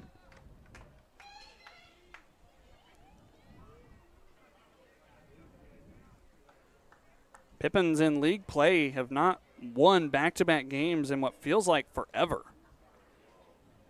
You have to go back to the Salem series down in against the Marionberries on Father's Day weekend to find the last time the Pippins won games on back-to-back days. That was Saturday and then Sunday being Father's Day.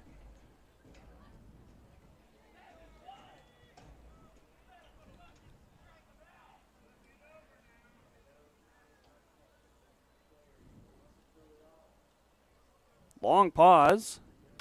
2-1, sent out to right field. Farrell drifting. Mendoza tagging. There's the catch.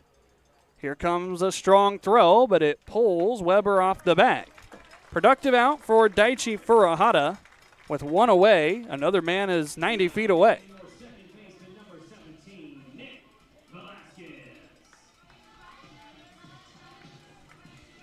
Good chance for Nick to drive home a run. Velasquez has been plunked twice today, both of them coming against left-handed pitching. Velasquez seeing a righty now. Ridgefield's infield going to play in on the grass.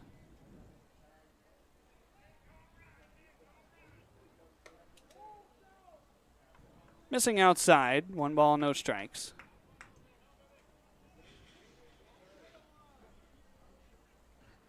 Nick with 6 home runs on the season, 2 of them in non-league play, the rest in West Coast League play. Here's a hard hit ball out to the left center field gap. Should be deep enough to score Mendoza. The catch made by Wattis. Mendoza going to try. The throw bounces high. Sacrifice fly for Nick Velasquez. 8-1 Yakima Valley.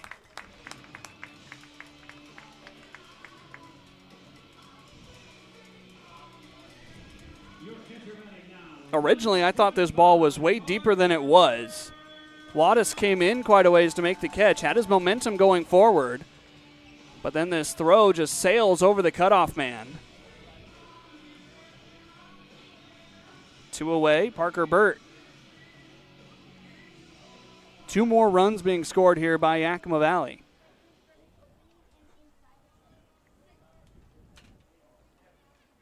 Three of their 4 innings that they've been on offense, the Pippins have put up crooked numbers. 3 in the first, 3 in the third, 2 in the fourth.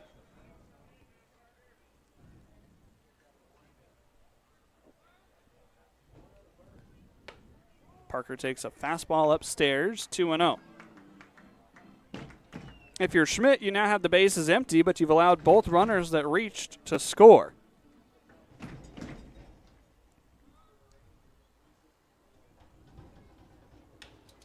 2-0. Parker slices this one down the right field line. It one hops into the wall. Burt digging for second. Here comes the Pips All-Star. He'll be in with a stand-up double. 2-out production for Parker Burt. We're not done yet here in the fourth.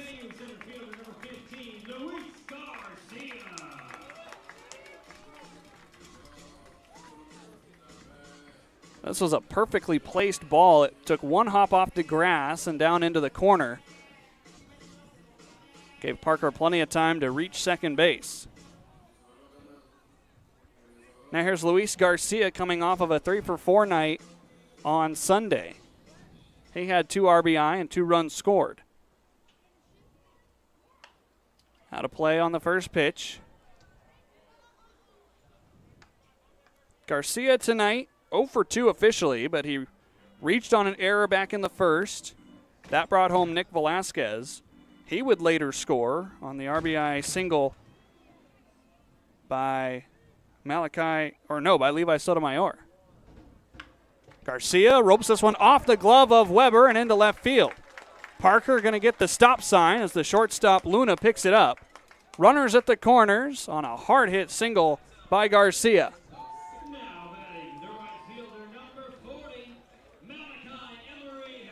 This was 97 off of the bat for Luis. Weber almost made a great catch. Now here's a very scary moment if you're Cole Schmidt. Coaching staff going to go out and have a chat with the infield. Malachi hit a home run in the previous inning that traveled 392 feet. Came off the bat at 103 miles an hour. Very slow walk out to the hill, might I add, for the Raptors coach. That's a strategic type of move. Malachi's got to be feeling pretty good in that left-hand batter's box. He's been struggling throughout the entire first half. And then he goes down to Bend, is thrust into the game on Sunday, going 0-for-2 but drawing a walk. And then on Friday night, he was 0-for-4 with 4 strikeouts. So he's got to be feeling a little bit less like himself. After a long deliberation, a pitching change is going to be made. So Malachi will have to wait to hit for another minute or so. We'll get you information on the new arm as Cole Schmidt departs. 8-1 Yakima Valley here in the fourth. I was scheduled to go to the West Coast League out of high school, and then the draft happened, so there was a slow process deciding whether to sign or not, and then eventually I didn't. My whole senior year, I was like, oh yeah, summer will be cool. I was nervous for it, but I was also very excited. The group of guys that we had there was special. You know, I was jumping into a new group of kind of older guys. Most of them were a year or two older than me. It was really good for me being like a younger player. They kind of showed me the ropes of what college baseball and summer ball was about, and really helped me through that whole process. First pitch, McLean, deep center! I think hitting with bats every day was different. Playing every day that consistent was different for me. Coming from high school, the competition was good. It was a good introduction to Pac-12 baseball. You got guys throwing every day who are top of the rotation guys in college, Friday night guys, Saturday night guys, and get to face that as a senior going into a freshman year was really an advantage for me because it really made me get better and realize I need to get better quick. But it was a lot of fun. You know, everyone in Bellingham welcomed me with open arms, and it was a great first summer ball experience. I couldn't ask for anything more. My host family was so awesome. I mean, the Ayers, I still talk with them like weekly, maybe once every 2 weeks. To form that connection, that relationship that I still have with them and other teammates, I'll remember those for the rest of my life. Bellingham fans, thank you guys for always supporting me. I really appreciate it. You guys made it special for me.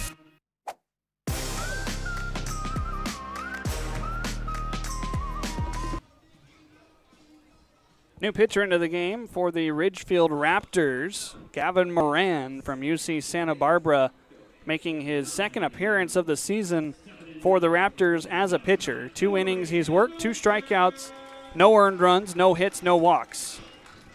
He's got to face a very dangerous Malachi Emery Henderson tonight, 2-for-2 with 4 RBI, a home run, and a single. 33 pitches is all that Cole Schmidt throws. Runners are at the corners for Yakima Valley. First pitch downstairs to Malachi. I don't think Moran is likely to throw anything over the heart of the plate. Even though Malachi overall has been struggling, tonight it looks like something's clicking. That's a breaking ball downstairs, 2 balls and no strikes.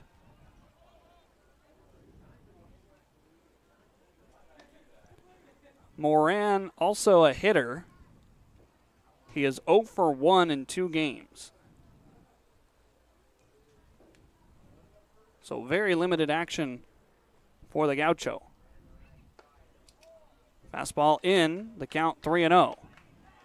I just saw Zach Wattis out in left field take his glove up and toss it in the air. He's getting a little bored out there with some long Pippins innings. 3-0, Malachi taking all the way. Usually your favorite hit is, oh yeah, let's flash back to opening night. Malachi had a big hit. As swinging through on this pitch was Malachi Emery Henderson. It's 3-2. That was kind of funny, Shay. You didn't adjust the aspect ratio right away. I saw that. Payoff pitch upcoming. Garcia takes off. Malachi out to the deepest part of the park. Hearn backing up towards 406. He will settle, he will catch, and the side is retired. Pippins score 2 more as they now lead at 8-1 going to the 5th inning here at home.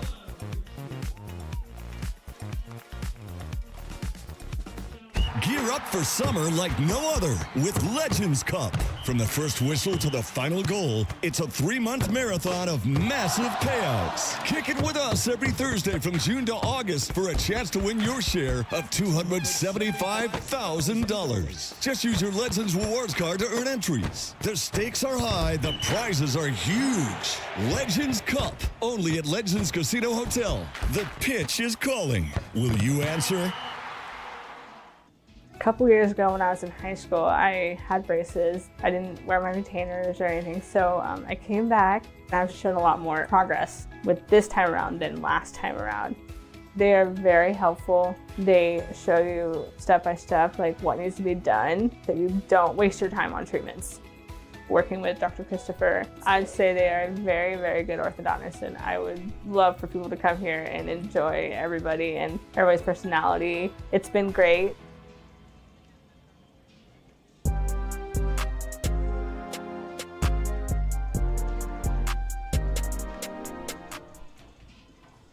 Fifth inning is upon us here at the Orchard, Yakima County Stadium. Pips lead it 8-1.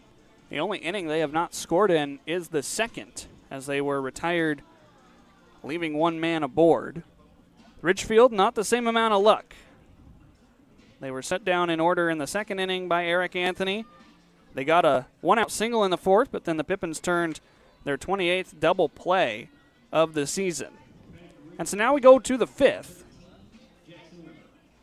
It's 7, 8, and 9 due up for Ridgefield, who has started the second half down in the gutter, 0-3. A sweep at the hands of the Walla Walla Sweets. That was in Walla Walla over the weekend. First pitch popped up over on the right side. Sotomayor drifting, foul territory, warning track, out number 1. Eric Anthony's gotten the first out in the first 2 pitches of an inning 4 out of 5 times tonight. That's a very efficient way to start each half you go out there. Bo Rico flew out to left field to end the second inning.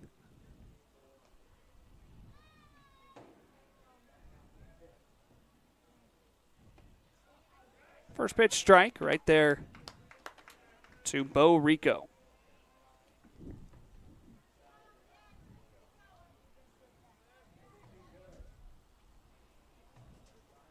Kyle Sisk can't see the plate. He will clean it off.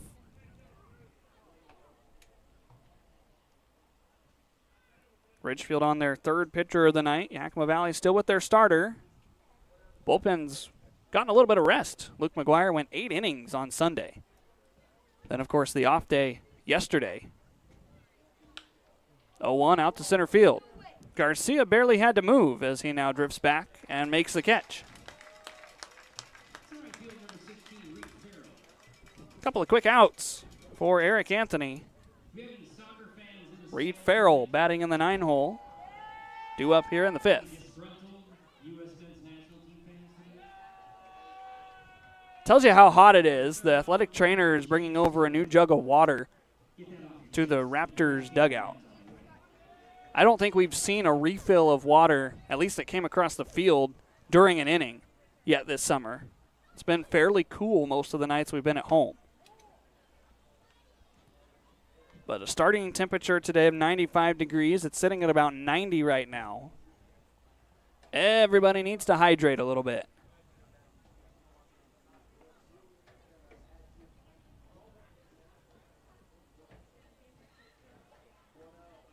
1-0, flown out towards right. Emery Henderson tracking towards the line, still going in foul territory. He makes the catch. That's a 6-pitch inning by my count. Might be even less. Great 5th pitch by Eric Anthony. We're halfway home here at the Orchard.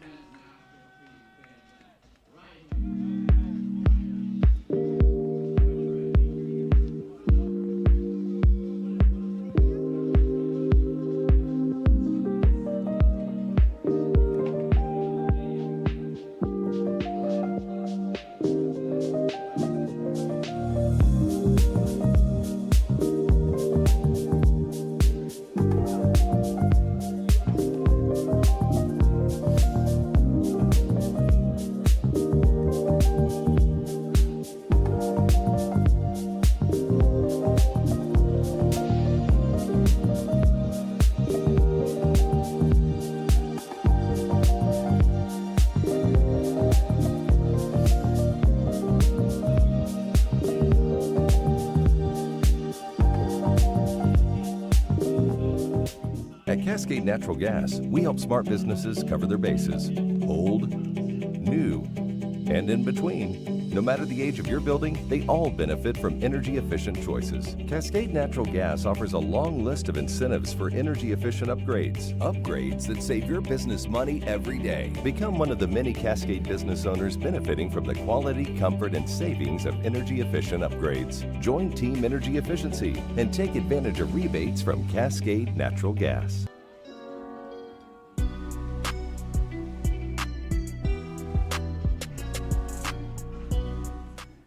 This game moving along just like the traffic on Interstate 82.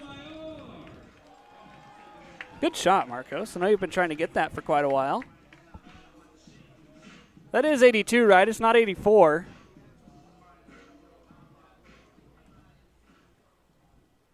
Yeah, I was right. Look at that. I know my geography. First pitch to Levi Sotomayor, strike number 1. Interstate 82 runs from Hermiston, Oregon, up to Ellensburg, Washington. Kind of a main mode of transportation to get through the Yakima Valley. Connects with Interstate 84, which of course takes you from Portland and the coast all the way to Salt Lake City. My main mode of transportation to get out here in the summers. Wave and a miss, half-hearted by Sotomayor.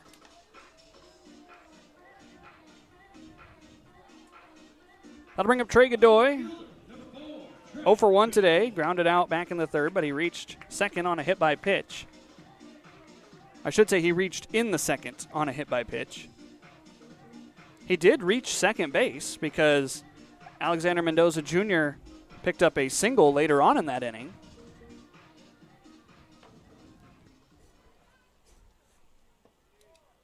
Ball 1 to Trey. Started this contest at 6:35 p.m. 10 minutes past 8 here in the Palm Springs of Washington. To this point in the season, we haven't really had many days where it's been a la Palm Springs. That's part of the reason why the town got the nickname. And, of course, not near as humid as it is down in Florida. I don't think I'd be able to withstand the humidity. I deal with enough of that in Nebraska.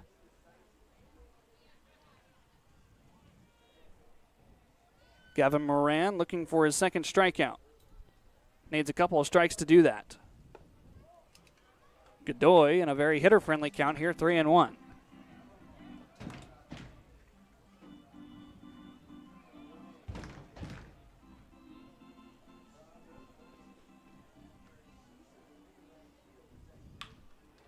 Here's a tapper back towards the hill. Luna again on the second base side, drops it, and Trey is going to beat this one out.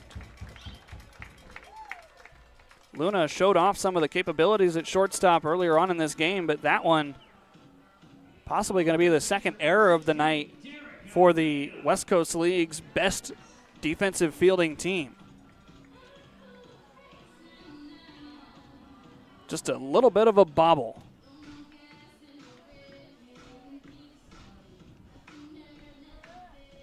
The Raptors came into this game with only 27 errors, as Derek backs out of the way to avoid being hit 1-0. That was best in the West Coast League by a decent margin. Of course, they play on a turf infield.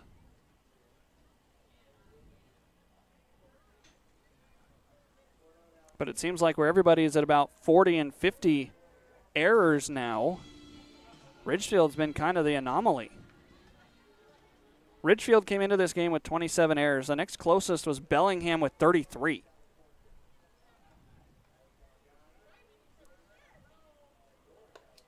The Pippins, ironically, the third worst team in terms of fielding.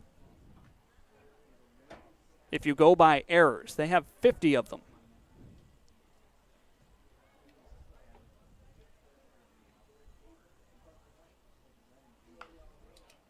Foul ball into the stands. 2-2. Who's going to end up with it? That kid in the green jersey. That Messi jersey couldn't quite get over the railing.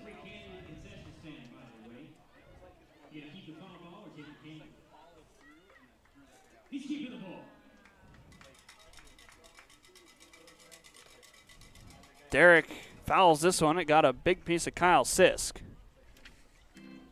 Coach Crustangel going to walk down the line, say he's good.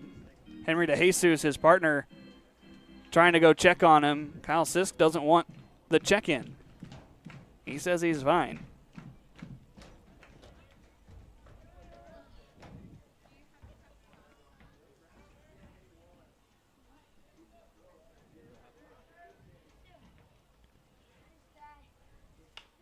Two poked off the end of the bat. Trey avoids the ball. Sliding. Perazo up with it, but cannot convert a throw. Base knock for Derek Almeida. And we go back to the top of the order. Alexander Mendoza Jr. The shortstop, who will not be denied first base, number 22, Alexander Mendoza. Perazo had to slide to keep this on the infield. That's why this goes down as a hit. That is a long way to cover as the second baseman, especially with a right-handed hitter up.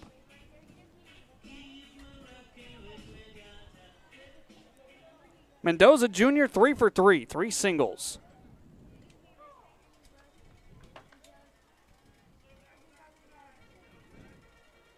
The single in the first inning, then was forced out. Singled in the second inning, but was left at first. Got an RBI single back in the fourth, advanced to second on the throw, and came around and scored.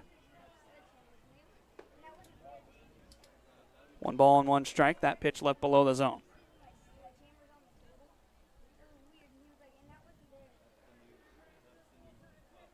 In case you want to keep reliving the Malachi Emery Henderson home run, you can find it on my Twitter account, @HarmonJohnson5. I figured that was one that we should probably get out sooner than later.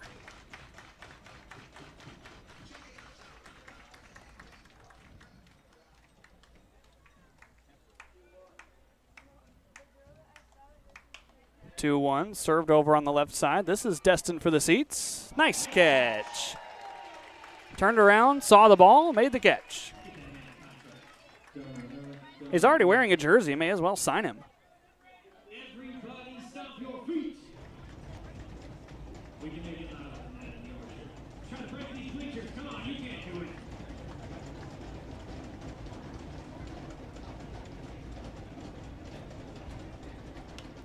Mendoza pops this one up again on the left side. Foul territory. The catcher, Rico, he has it.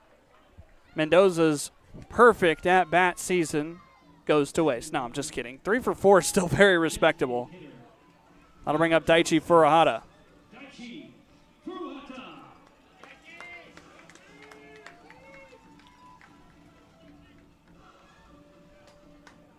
Daichi today reached on a fielder's choice back in the first inning, grounded out, and flew out.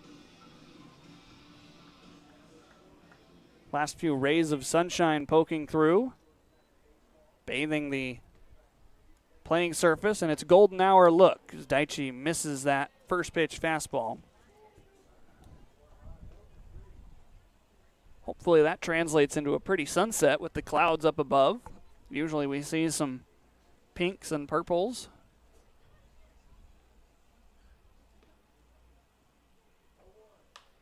Daichi lifts this one over on the left side. Weber coming in, still charging. Nice play by the third baseman, Weber. Pippins are going to leave a couple aboard, and they fail to score for the first time since the second frame. To the sixth we go, 8-1, Yakima Valley. Gear up for summer like no other with Legends Cup. From the first whistle to the final goal, it's a 3-month marathon of massive payouts. Kick it with us every Thursday from June to August for a chance to win your share of $275,000. Just use your Legends Rewards card to earn entries. The stakes are high, the prizes are huge. Legends Cup, only at Legends Casino Hotel. The pitch is calling. Will you answer? A couple years ago when I was in high school, I had braces. I didn't wear my retainers or anything, so I came back and I've shown a lot more progress with this time around than last time around. They are very helpful. They show you step by step like what needs to be done so you don't waste your time on treatments. Working with Dr. Christopher, I'd say they are very, very good orthodontists, and I would love for people to come here and enjoy everybody and everybody's personality. It's been great.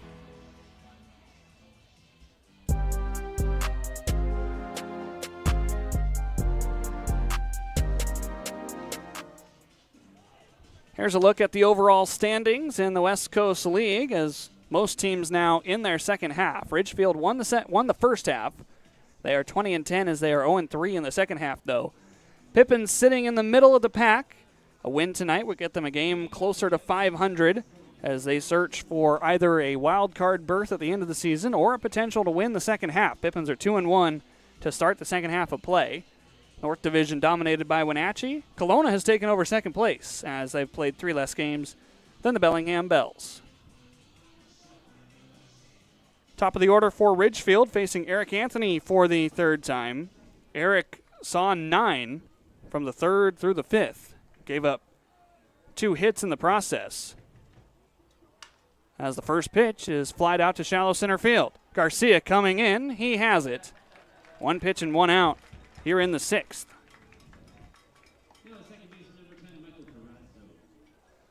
So there's 1 pitch on 1 out. Going back to clarify my comment after the top of the fifth, it was a first pitch foul out, an 0-1 fly out, and a 1-0 foul out. So that's 5 pitches in the fifth inning for Eric Anthony. Down and in with ball 1 here to Michael Perazzo. Perazzo 1 for 2 today, but he was erased on a 9-3-6 putout after he singled. He was trying to take second on the throw into the home plate.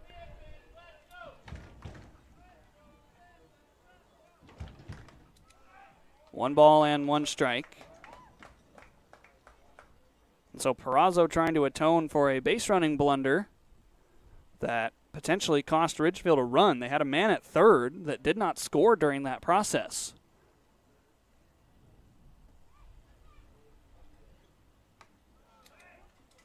1-2 as that pitch floated back over the outer edge.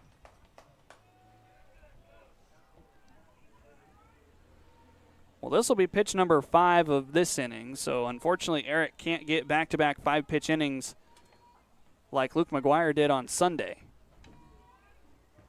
1-2, a line drive back where it came from into center field for a base hit. Perazo going to stay put at first this time. He has his second hit of the day.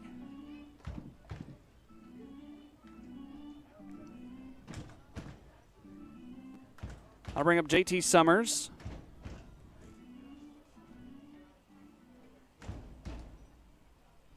Summers today 1 for 2, has scored the only run so far for Ridgefield.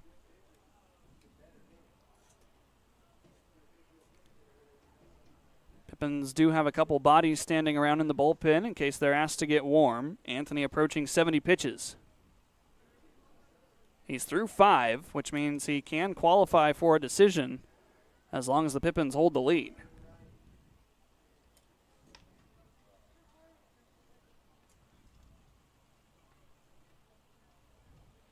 Gus Musial has been pawing around, throwing on and off, ready to be the next man into this game. 2 balls, no strikes. Got to figure if Eric gets into any trouble at all, that'll be the end of the line for him. You'd rather have him end on a very positive note.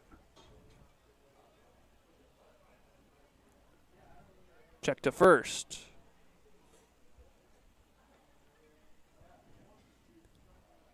Summers from Oregon, another man in Big Ten country, although if you'd said Oregon was Big Ten country a couple of years ago, you'd be called crazy.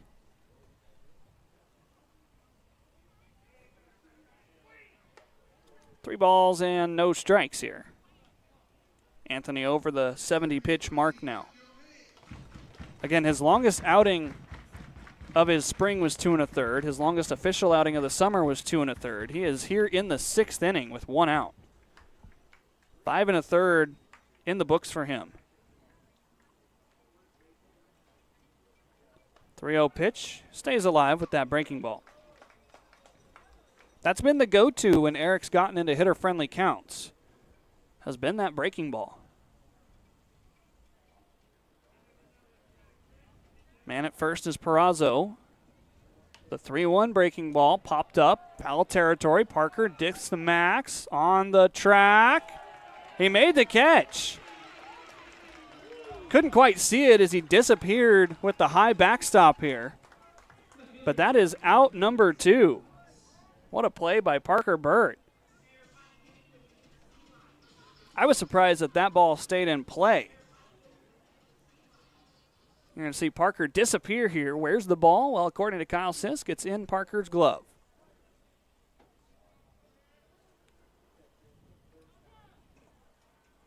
Zach Wattis, 1 for 2 today. A double that brought home the only run of the game so far for Ridgefield.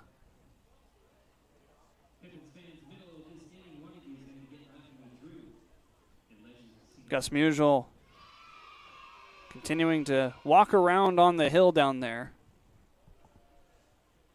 Let's see if Eric can get through this 6th. Wave and a miss. This ball goes between the legs of Parker Burt. That was not a foul ball. That was, in fact, a swing and a miss. We'll see how this is scored, whether wild pitch or passed ball. It is called a wild pitch. So man in scoring position with 2 outs here for Zach Wattis.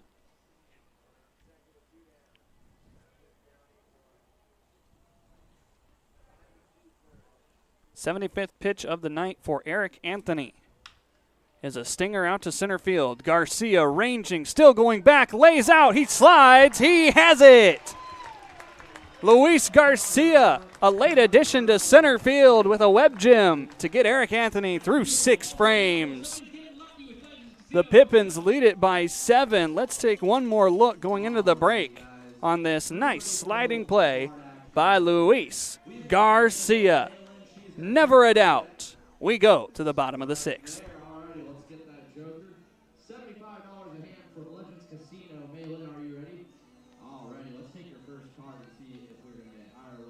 a jack of hearts, folks. What do we think? Higher or lower? It looks like we're getting lower all the way across. You want us lower? Lower, alrighty. Let's see what it is. A 3, alrighty. $75 for Maylin. You want to keep going? Alrighty, she wants to keep going, and I think we're guessing higher. Let's see what the next one is. A 10. There's $150 for Maylin. You want to keep going, or you want to call it there? Alright, we're calling it at $150 for Maylin tonight, and a 3-night stay for our friends at Legends Casino. Give it up for Maylin, guys. I suggest she take that $150 and let it roll as we keep the excitement going after the final out at Legends Casino Hotel, where they feature your favorite slots, table games, and big-time promotions. You can celebrate the game with a little extra fun at Legends.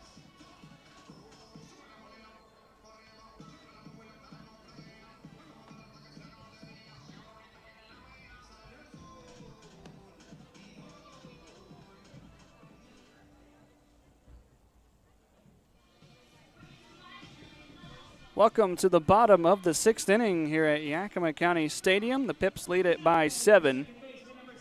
It's Nick Velasquez, Parker Burt, and Luis Garcia due up. Velasquez officially without an at-bat today. 2 hit-by pitches and a sacrifice fly.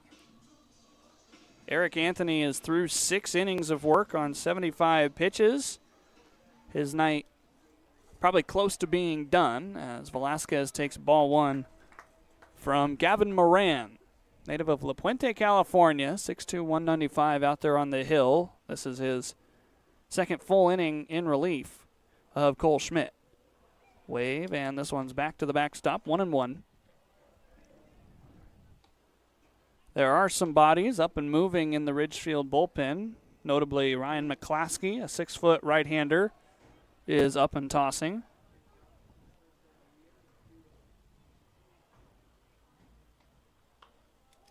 One, that missed outside.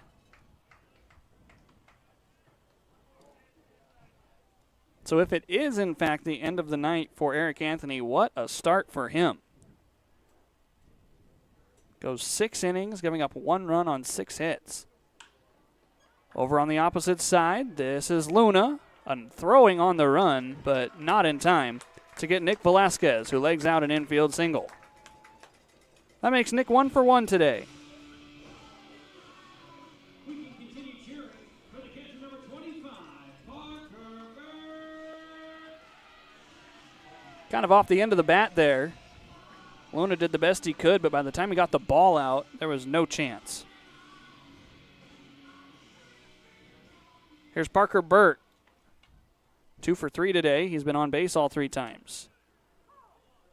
A single in the 3rd, a double in the 4th, 2 runs scored in the 1st and the 3rd.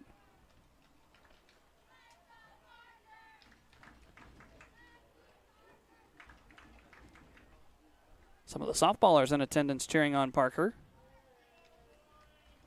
One of the youth teams that's in attendance today.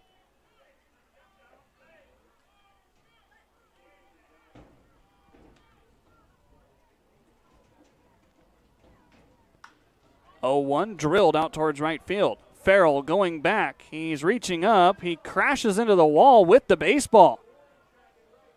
Nice catch by Farrell out there. Velasquez has to retreat back to first.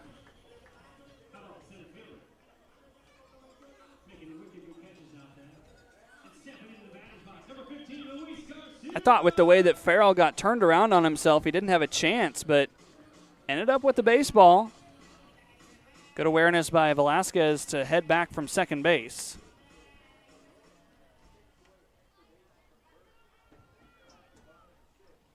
Here's the man who made the nice catch to end the 6th inning.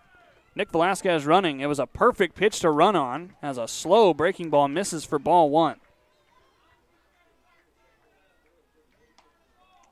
Don't get very many of those types of pitches where it's a very slow developing breaking ball.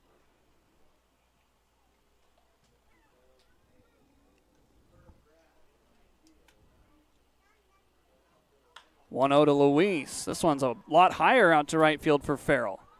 Nick not tagging. Farrell makes the catch.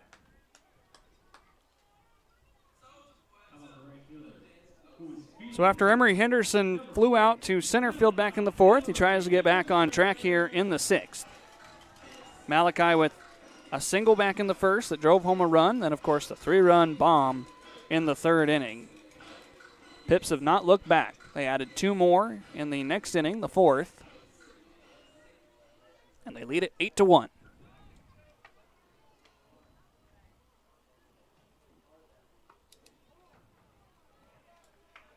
I was a little shocked to see that Malachi got a few pitches over the plate in his at-bat in the 4th. Usually, after a guy hits a home run, you don't see anything to their pull side. Malachi gets one on the outer half. He pokes it over on the left, but this will get out of play. Where did that hit? The bullpen is laughing at something. Did that hit somebody?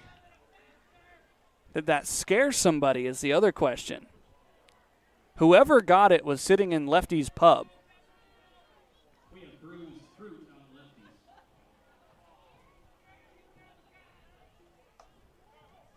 lefties. Outside to Malachi, 2-1. Did that hit Scott T? Oh my, I think that hit Scott T.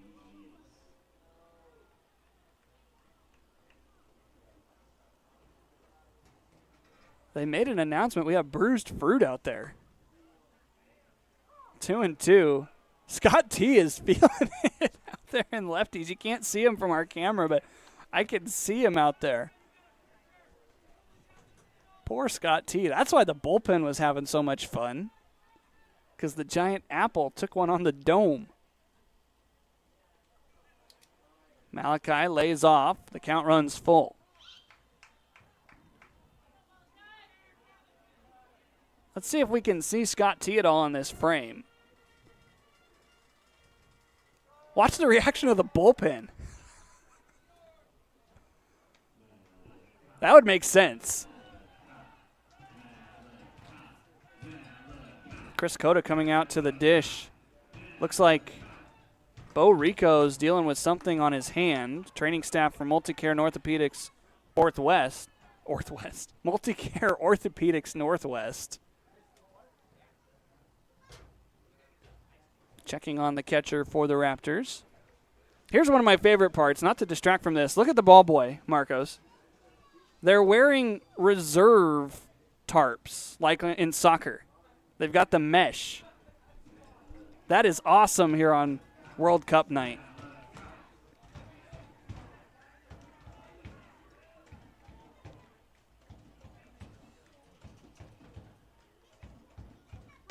Malachi lays off that one. It's a walk for Emory Henderson. Nice long at bat, won by Malachi. Brings up Levi Sotomayor. This is number 13, Levi Sotomayor. Pippins trying to add on to their 7-run lead. This game appears to be slowing down just a touch after it was all Pippins offense through the first 4 innings. Sotomayor takes one inside. 1 ball, no strikes.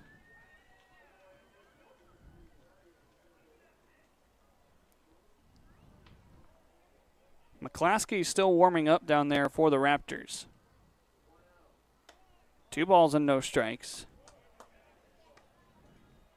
The pitches have just been missing a little bit here in the 6th for Moran.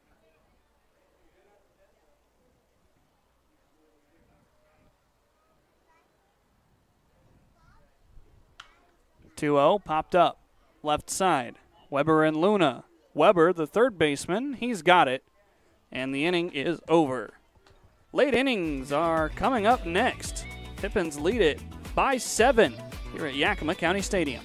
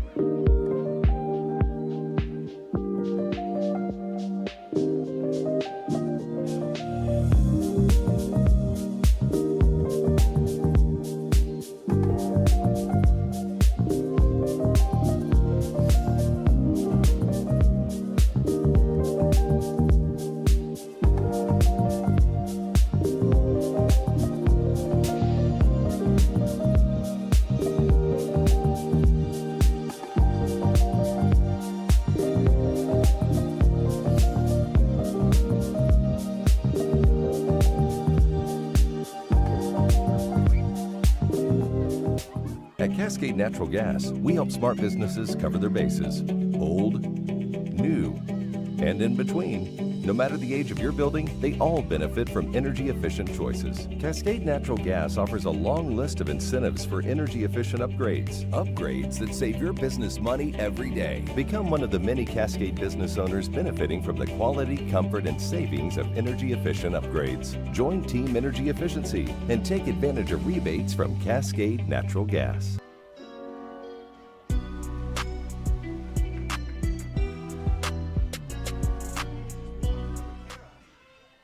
Gus Musial comes into the contest from Bozeman, Montana. Musial 1-0 on the season, 5 games played, 7 1/3 innings. 8 strikeouts to 9 walks, 14 hits to 10 earned runs.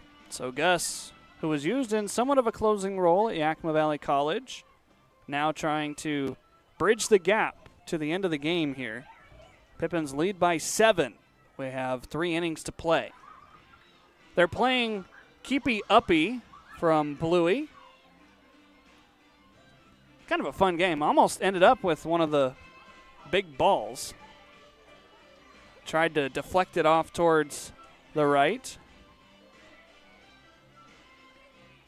Everybody's having fun here at Yakima County Stadium tonight. Let's hope the Pips hold on for another 3 innings.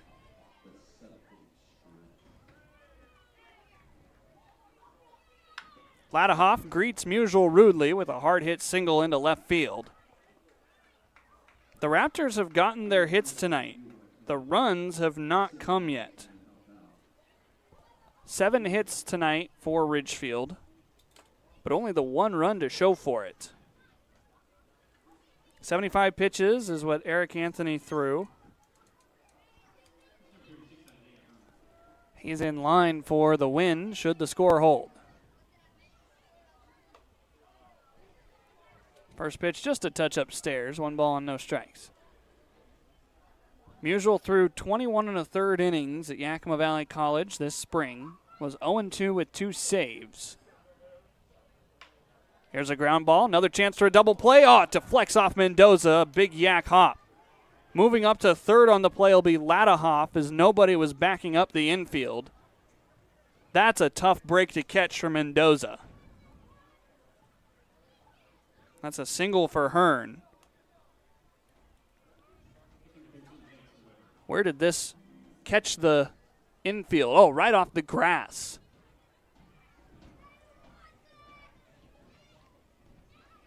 So back-to-back hits to lead off this 7th inning.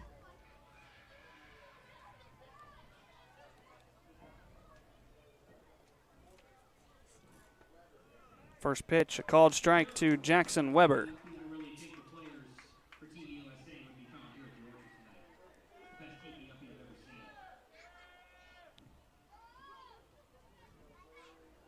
Try to limit damage here if you're Musial. Here's a stinger out to center field. Garcia slams on the brakes. He has it. Not going to try from third is Ladahoff. That big, strong arm of Garcia keeps him at bay. There's 1 away. Thought for a moment here Luis was going to overrun this ball. He was charging hard, then hit the brakes right there.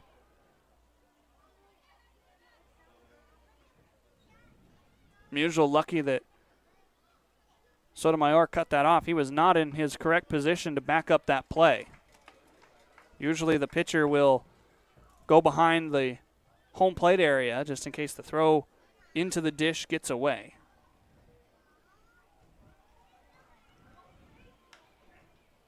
Here's a stinger out to left. This is getting down in front of Godoy. The throw cut off, and it's a 3rd hit in the inning to score a run. Raptors scoring for the first time since the 1st inning. Bo Rico dealing with some hand issues after the previous half inning gets the RBI single.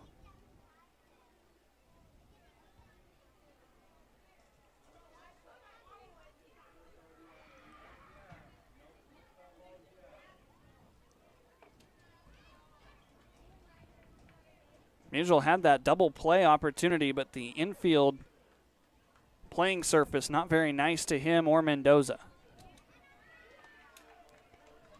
That fly ball to Garcia could have been out number 3. That's tough.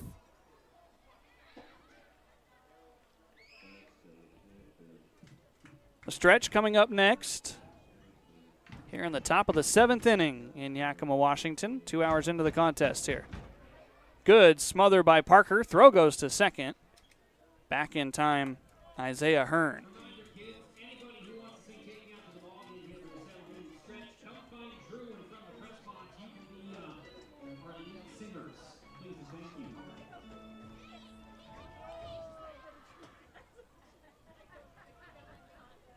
Pips trying to extinguish the Raptors' threat here. 3 balls and no strikes, rather. Musial in danger of walking the bags full. Nobody currently throwing for Yakima Valley, but there are some bodies down there getting ready to stretch out. 3-0, that's a strike at the knees.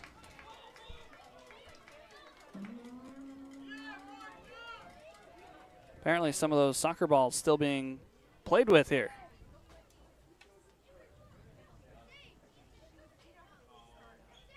(3-1) misses way upstairs, and the bags are loaded for the Raptors.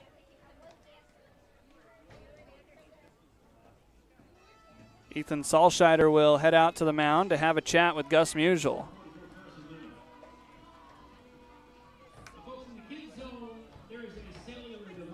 Some scores from around the West Coast League tonight. Of course, we already had one final. Nanaimo took down Edmonton 12-4. Top of the 6th inning in Port Angeles, the Wenatchee Apple Sox lead the Lefties 11-1. Bottom of the 7th inning in Kelowna, the Falcons lead the North Paws 9-1. Non-league action, the Dub C Fish Sticks currently beating the Marion Berries 3-1 in the top of the 7th inning. Bottom of the 6th inning, Bend leading at Victoria 5-3. Top of the 7th inning in Bellingham, the Bells lead the Northwest Star Nighthawks 3-1. Top of the 8th in Springfield, Walla Walla leads it 2-1. And top of the 4th in Portland, Corvallis leads it 4-3. Carson Luna, the leadoff man, takes strike 1. You're a ground ball away from getting out of the inning if you're Yakima Valley. Musial's given up 3 hits and a walk to go along with a flyout in the 7th inning. 1 ball and 1 strike. Gus left it upstairs.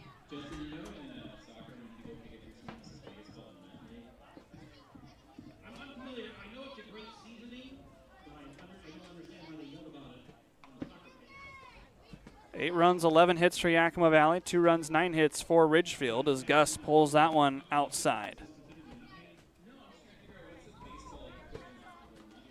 Bodie Ramsey has grabbed a baseball and is warming up for Yakima Valley, the once starter, now reliever for Yakima Valley after his commitment to UNLV. 2-1, good stop by Parker Burt. That saved a run from coming home. The count is 3-1 though. Musial going to have to avoid the walk, otherwise a run will score.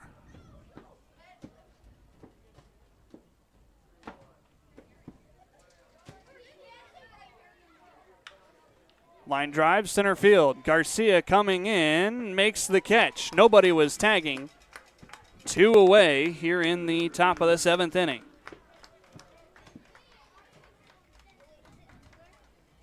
These Raptors are making Garcia run out there in center field. A lot of soft contact.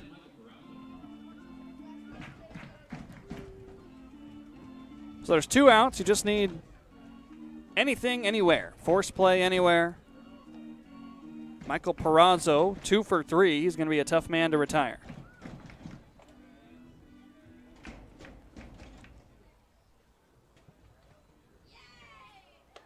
First pitch misses. Yakima Valley in the bottom of the 7th will have 8, 9, and 1 to try to get that run back.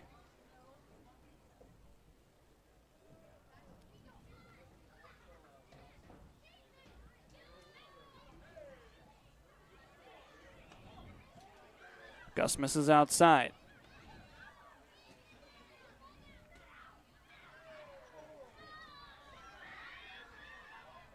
We've seen Musial struggle a little bit with the strike zone since joining the Pips. Came into this game with more walks than strikeouts.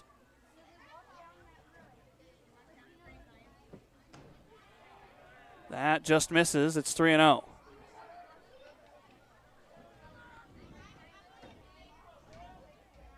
Ramsey was obviously not ready to enter the game. Otherwise, you might have seen him come in here to face the left-hander Perazo. 3-0, that's a strike.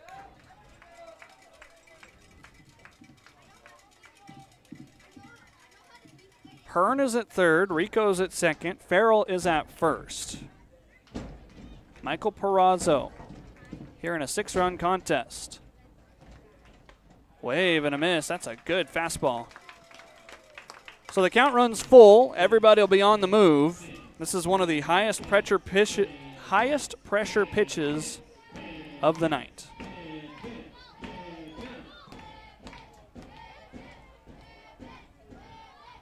Payoff from Gus. Fouled out. We'll do it again. Pressure was even getting to your broadcaster here. Tripping over his own tongue.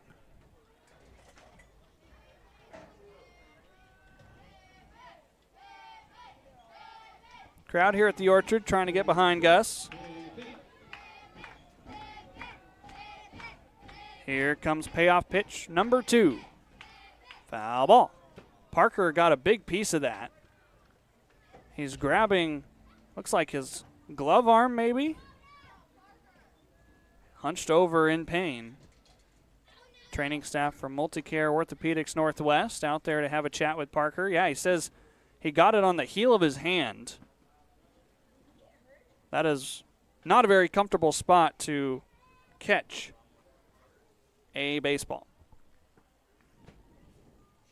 Hopefully Parker's okay. Don't want him to miss out on his All-Star appearance in a week. He already missed about a week of game action with a sliding injury up in Edmonton. He flexes the hand. I think he's going to try to continue here. Nice round of applause for Bert. We get back to this dangerous situation. 3 balls and 2 strikes with 2 outs.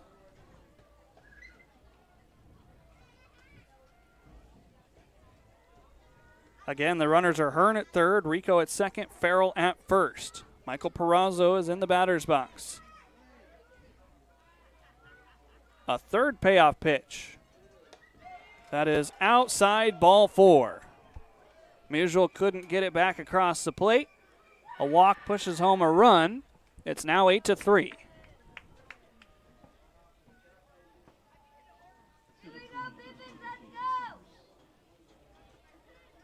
RBI number 1 tonight for Perazo. JT Summers with the bags loaded. Ramsey is still warming down in the Pips pen. First pitch strike. Zach Wattis today, an RBI double back in the first inning. Strikeout and a fly out, which was that nice catch out in center by Luis Garcia.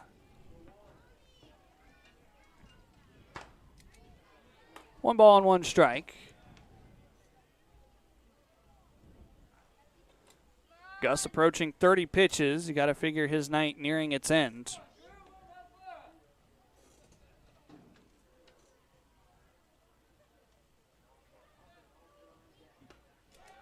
There is strike 2. Summers couldn't pull the trigger. One of Ridgefield's All-Star players, Zach Wattis, also named to the All-Star team today.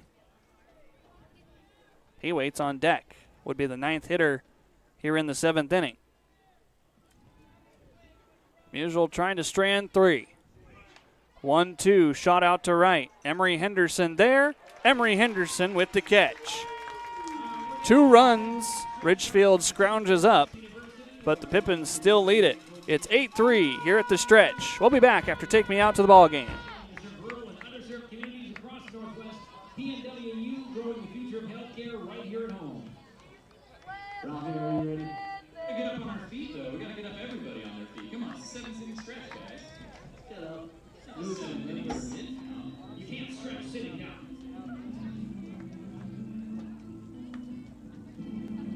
Ready, guys?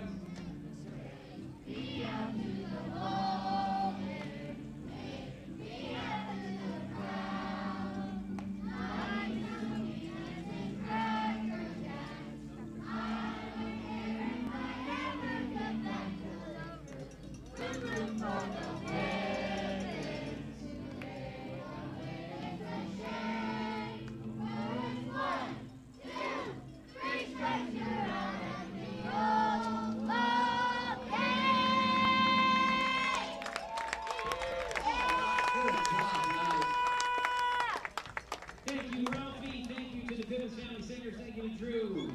Everybody, feel free to stay on your feet and stretch it out for a few more moments. 8-3. Who thinks the Pippins are going to win this game? Is there anybody here who doesn't think the Pippins are going to win this game? Okay, good. So you're not invited. Everybody else, get on your feet.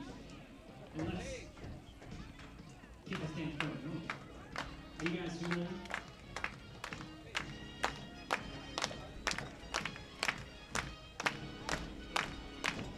Lead us, elite.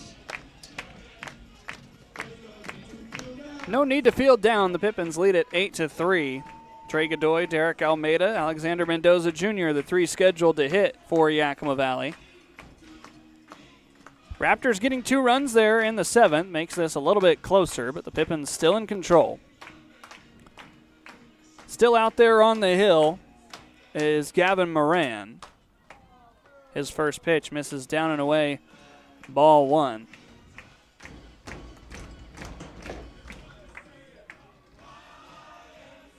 There you go. Get into the YMCA a little bit. 2 balls and no strikes. Ooh. Ouchie. Let's not do that again. A little bit of feedback there from our microphones. Godoy sends the 2-0 out to center field. Hearn drifting. He's going to put it away. There's 1 out here in the bottom of the 7th. Brings up Derek Almeida. Derek today 1 for 2 with a single and a strikeout. He drew a walk back in the 4th inning and came around to score on the RBI single by Alexander Mendoza Jr.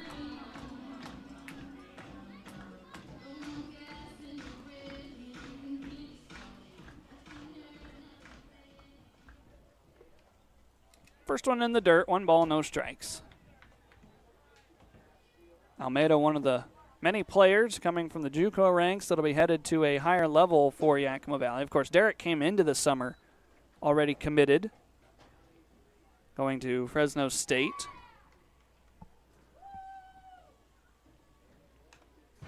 Fouled back, 1-1.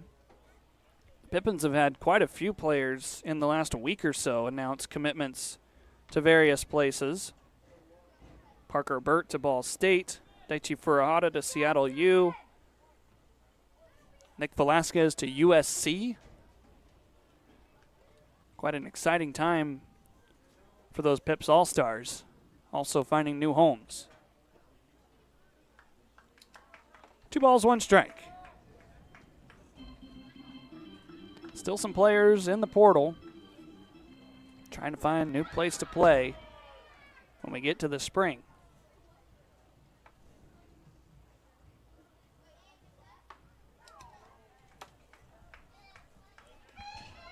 Three and 1 to the Rancho Cucamonga native. It's become a very pleasant evening tonight at the Orchard.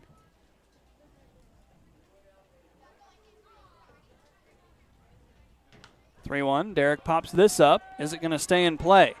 The catcher Rico back there against the netting. He makes the catch.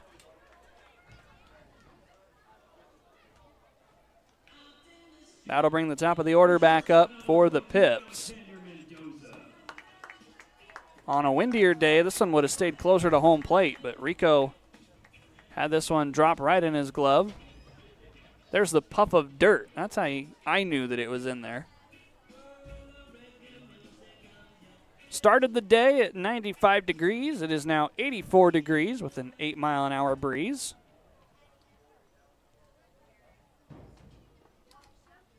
One 1-0 here to Mendoza Jr., who has made an impact already.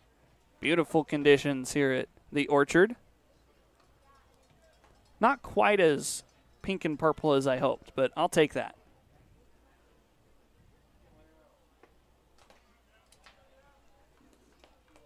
The setting sun usually provides some very pretty skies here in Yakima.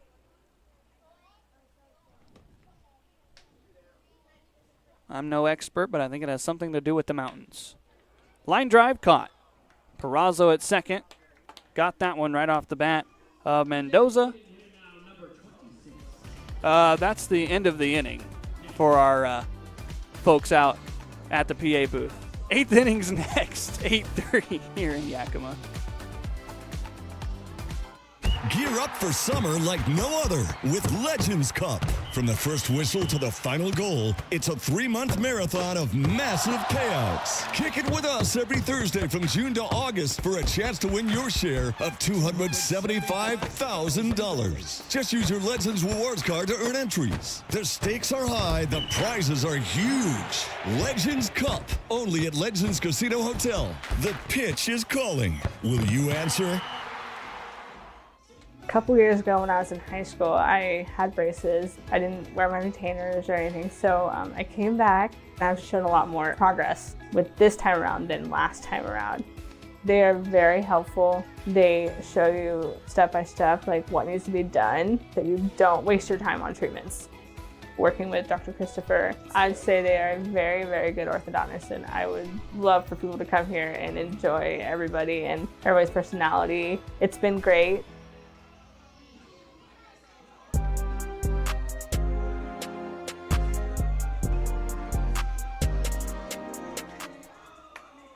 There's a look at the Pippins' upcoming schedule the rest of this week against the Ridgefield Raptors. Got Bob Ross Paint Night tomorrow, and then Mount St. Helens Revenge and First Responders Night coming up on Thursday. And then on Friday, the Pippins head down to Walla Walla for a 6:35 p.m. first pitch over the weekend against the Sweets, the second of 3 series those two teams will play.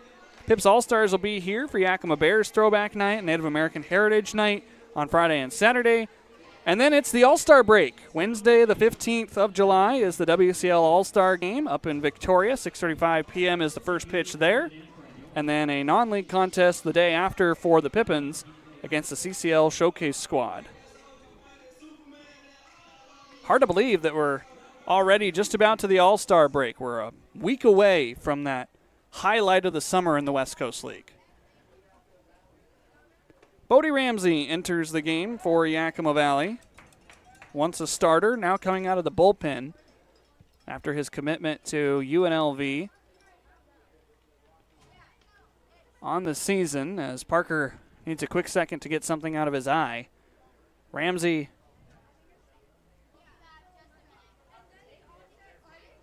an 18 2/3 innings pitched, 5 games, 4 starts. Wave and a miss. This is Zach Wattis, the only man that did not hit in the 7th inning.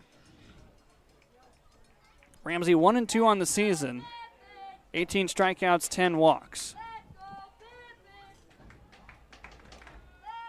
0-2, got him. Wave and a miss by Wattis, his second strikeout tonight. Bodie Ramsey picks up K number 1.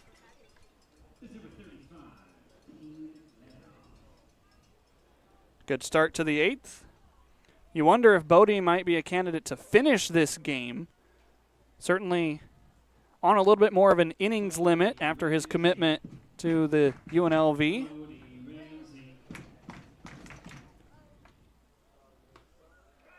First pitch strike.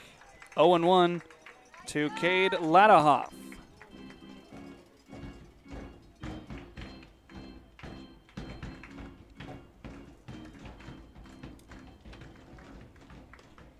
That dropped in. There goes the immaculate inning.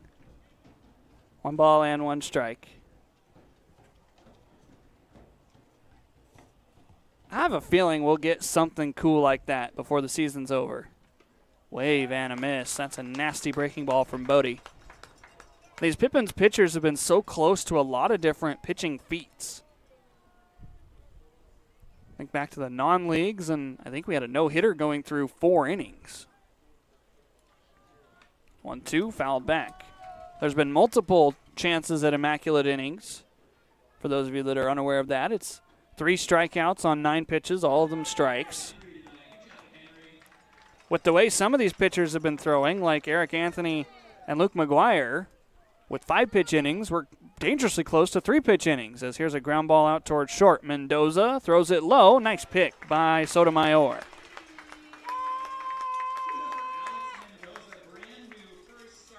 I'd say that Mendoza's not fazed by his debut with Yakima Valley.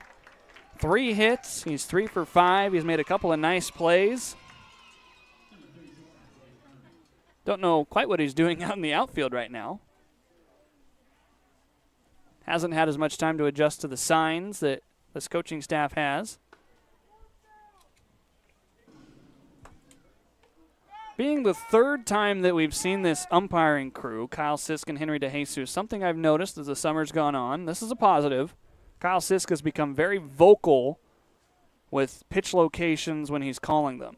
Multiple times as I been able to audibly hear him say, ball that's down, or ball that's in, or obviously strike calls are much easier to see because of the motion, but he is certainly letting Parker Burt and Bo Rico know where the ball is at. Chance to end the inning here. Velasquez coming in. This is going to drop, and nobody covering first.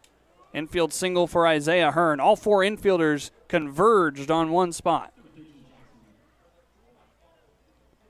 That was dangerous with all those bodies around there. So Bodie will have to pitch to at least one more batter. The infield was playing back. That's why it took so long for somebody to get there.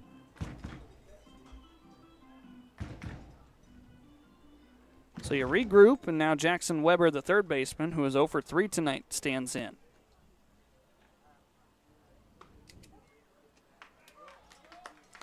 So to finish my thought on Kyle Sisk, just good work for him developing throughout this summer and becoming more and more vocal. Don't know how vocal he was before, but obviously if I'm making a comment about it now, I wasn't noticing it before. And this league just about development as much as it is to win and lose. But it's not just for players, it's for umpires and coaches and broadcasters and everybody else that wants to move on to the next league. The positive side to our league is we're also very competitive. So you get kind of the best of both worlds. 2-1. This is fouled in the box. 2-2.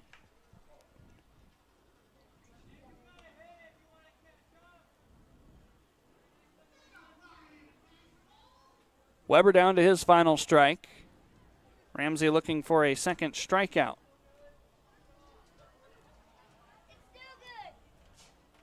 Here's the 2-2. A line drive over Almeida and into left field.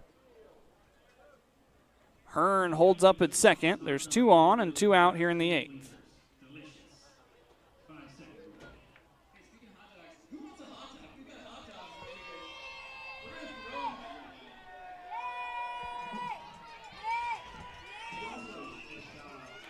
This was just a nice hard hit base knock. The hot dog vendor is out and about. Here comes the masses to try to get some free hot dogs.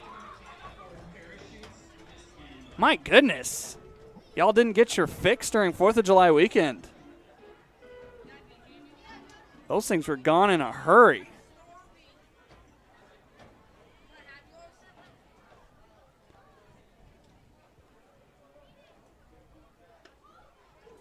Pinch hitter up at the plate right now. This is Braden Watson, a catcher first baseman from Peoria, Arizona. So Bo Rico's night is done. He did have the training staff look at his hand at one point tonight. Hopefully it's unrelated to that if you're Rico. Foul ball. It's quickly 0-2.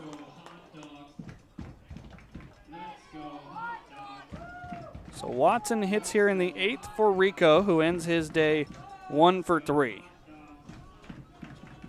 He will likely stay in and play the catcher's position. No balls and 2 strikes. With 2 away, Ramsey looking for his 2nd strikeout tonight.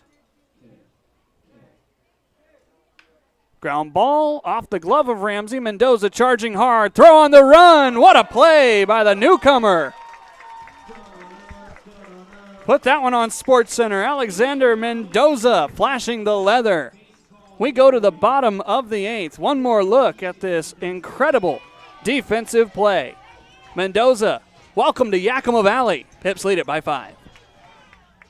It's wild. I mean, it's crazy. It's still hard to believe that I have that ring. I'm not sure exactly how it came about, but I had the opportunity to go up and play in Kelowna. It was really fortunate. We had a really good group of guys up there, and it's a beautiful place. I mean, we really appreciate everybody who came out and watched us play and supported us, and made that summer really special for all of us out there. It's just an awesome city you guys live in. It was an absolute blast. Playing in the West Coast League, it was a very different experience for me. I really hadn't been away from home that long. It was my first college summer league team. Most guys leave and they really are focused on the innings, getting more work in, developing a pitch. For me, it was just kind of have an opportunity to face some different hitters, and it was definitely more of a step into a professional style of play. You're playing a lot more. It's just not weekend sets. I got to put a lot of innings in my mind. I was out of the bullpen a little bit, so that was new to me. It was just a really good opportunity for me to refine all my stuff going into my sophomore year. Out of high school, I thought I was going to be a position player. If you would have told me, 10 years later, I would be, pitching and being at this stage, I would have been a little surprised. I was very fortunate to get drafted. Ended up here in Houston. It's been an awesome ride here the last 3 years. It's still hard to believe that I have that ring. It's wild. I mean, it's crazy. The things that happened during those games last year are just unforgettable. The thing about Phil is that, he's the same every day. I mean, you can't tell if he's going good or if he's going bad. That's what makes him a quality reliever. It's the fact that, his highs aren't that high and his lows aren't that low. Enjoy Phil. I think I bought him some corn one day, and I wanted to know his opinion because from where he's from, he's a corn expert.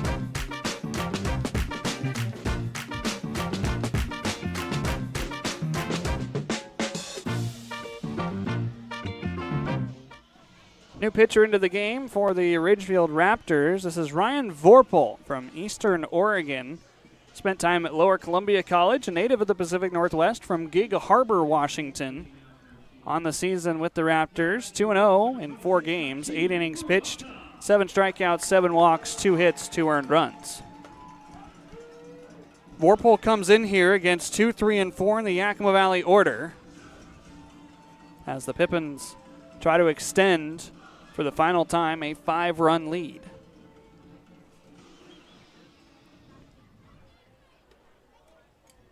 First pitch for him misses for ball 1. Moran goes 42 pitches. He was the most effective for Ridgefield. 3 1/3 inning, 2 hits, no runs. Next inning, we might just go out the plastic wrappers, those baseballs came in and just throw those. See how you want those. Schmidt gave up 3 runs, all of them earned. Vorpal coming in now for Moran.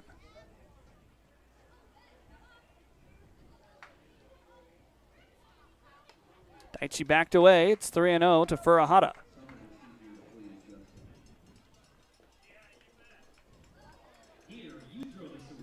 Great opportunity to try to extend on a 5-run lead if you're Yakima Valley. Bodie Ramsey might be the one to finish this game as Daichi takes ball 4.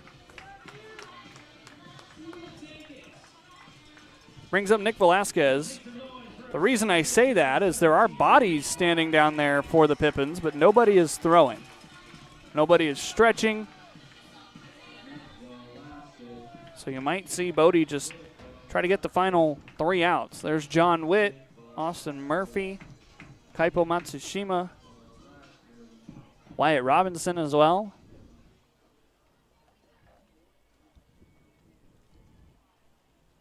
Four-pitch walk, not the way you want to start if you're Vorpal. Now he's missed with 5 straight.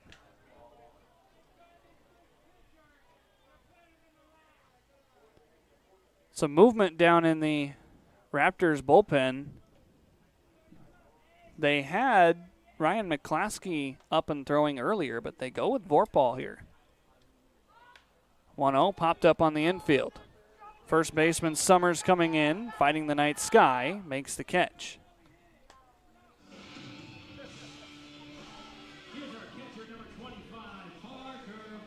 Parker Burt sheds the leg protectors. He was due up third in this inning. I don't know why he still had them on. Usually you see catchers take them off if they know that they're going to hit. Sometimes they'll leave them on if they don't think they will. If they're the number 4 or 5 scheduled hitter in an inning, they usually will leave the gear on just in case.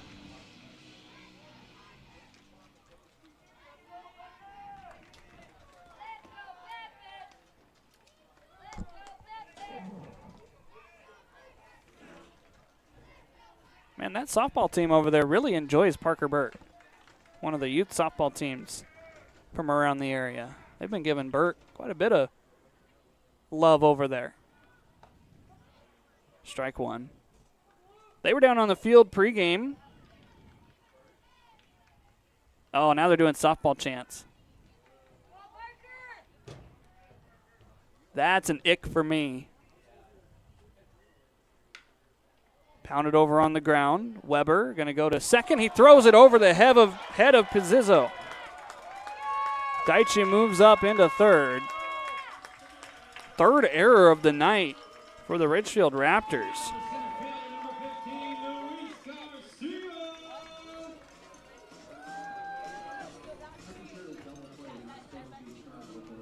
This was interesting.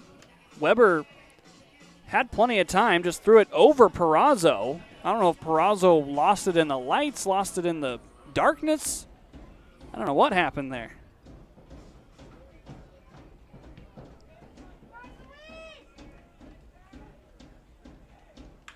Luis stings one into center field. This will score a run. Burt trying to go first to third. Garcia trying to win a race to the bag. He is out. Close play out there at second. Parker Burt moves up to third. That was a single for Garcia. Then he is thrown out trying to move up. This is the right fielder Farrell who throws a dart into Luna. So it's scored 9-6 for Luis Garcia to be out number 2, but the Pippins get a run back.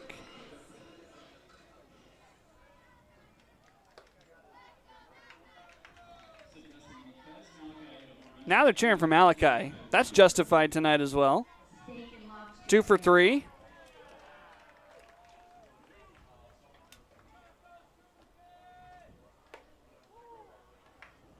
Two balls, no strikes. That was upstairs.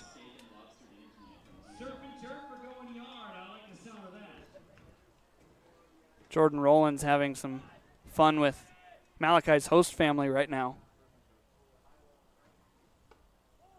3 balls and no strikes to Emery Henderson. Raptors have pitched him very carefully over the last couple of innings.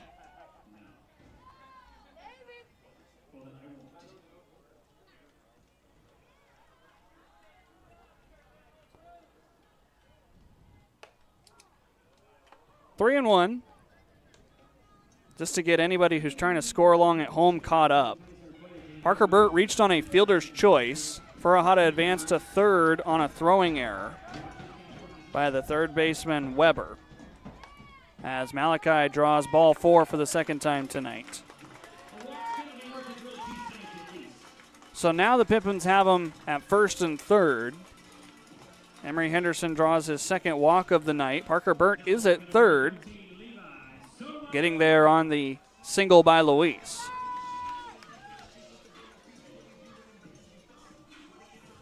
Levi Sotomayor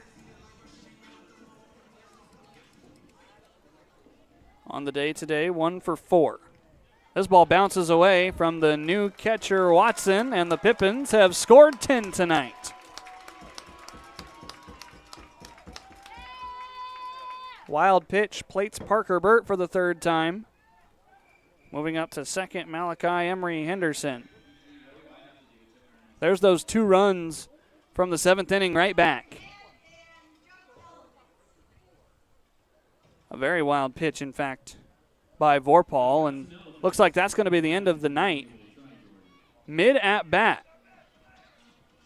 the Raptors are going to change pitchers to face Levi Sotomayor here with a 1-0 count. We'll be right back to the Orchard. Pips lead it by 7.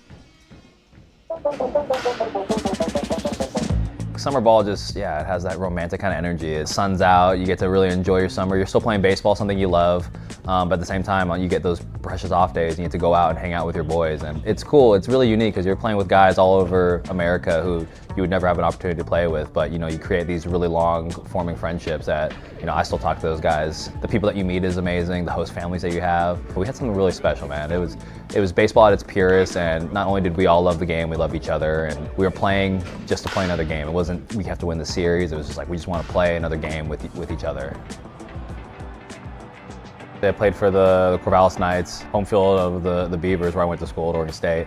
I knew a lot of guys that played there before. Nick Madrigal, I played with Adley, Zach Taylor. Playing for the Knights felt like an honor. The West Coast League is a great place to play some ball. I mean, you got some premier pitchers out there. I thought the quality of pitchers in the West Coast League was just as good as our college season. I think there's some leagues where it's just like, get your reps, get out of there, but you're there to win every single game. The coaches care, the fans care.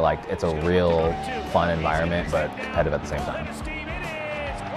Summer ball is just its own kind of beast. There's people who are just Corvallis Knights fans. I tell them, oh, excited for the Oregon State season, and they really couldn't care less. They're all about the Corvallis Knights season, and we had a winning tradition up to that point, so they expected us to win. They have fans love their baseball. They're knowledgeable as well. We had a bunch of kids there. That was always a bunch of fun. It was definitely a really cool experience.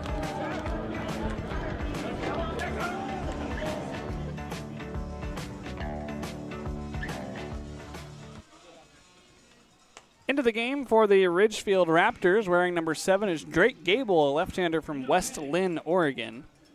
Gable has pitched 1 inning on the night, or on the season rather, for the Ridgefield Raptors. 10 Seattle U. 1 inning, 1 strikeout, 1 hit. With a 1-0 count, he inherits. He fires a first pitch strike to Levi Sotomayor. Gable, the 4th pitcher used out of the bullpen tonight, as Vorpal was unable to get through this 8th inning.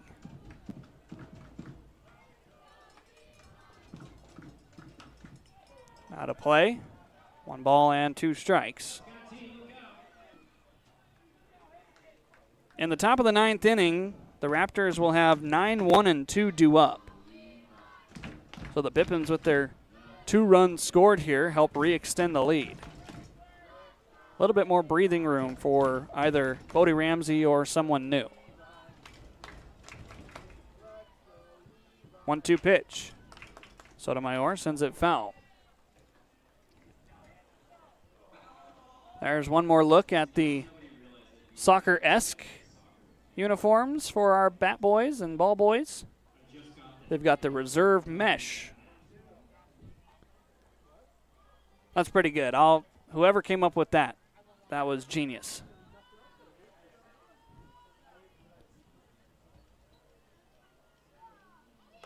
One, two, misses.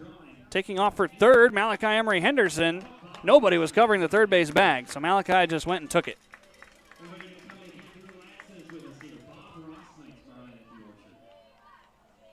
Chance for another 3 spot for Yakima Valley, standing 90 feet away with 2 outs.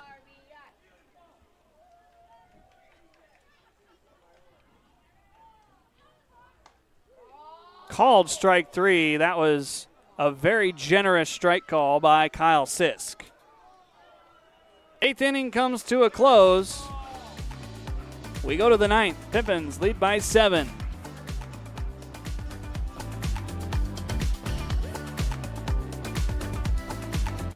Gear up for summer like no other with Legends Cup.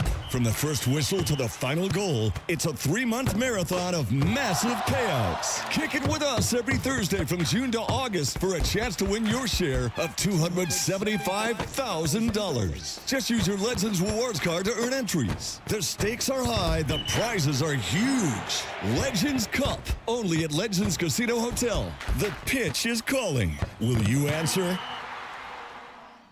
couple years ago when I was in high school, I had braces. I didn't wear my retainers or anything, so I came back and I've shown a lot more progress with this time around than last time around. They are very helpful. They show you step by step like what needs to be done so you don't waste your time on treatments. Working with Dr. Christopher, I'd say they are very, very good orthodontists, and I would love for people to come here and enjoy everybody and everybody's personality. It's been great.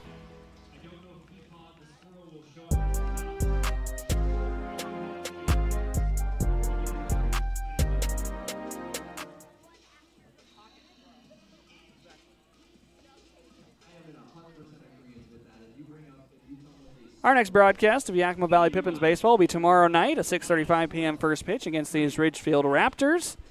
Pippins, as it stands right now, going to be looking to take the series tomorrow as long as they can get 3 outs with the lead.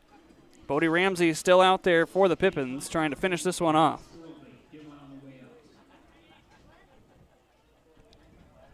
Marcos and I were deliberating as to who we should talk to after the game.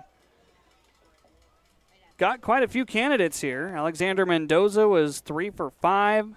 Parker Burt had a couple of hits. He scored 3 times. Malachi Emery Henderson, of course, with 2 walks, 4 RBI.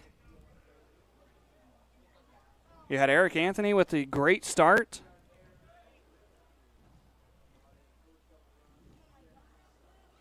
All sorts of standout performances now as Kyle Sisk expands the strike zone a little bit to make it 0-2. He's been fairly tight so far tonight, but over the last few innings, it's gotten a little bit bigger. There's a look at Mendoza. 0-2, fouled away.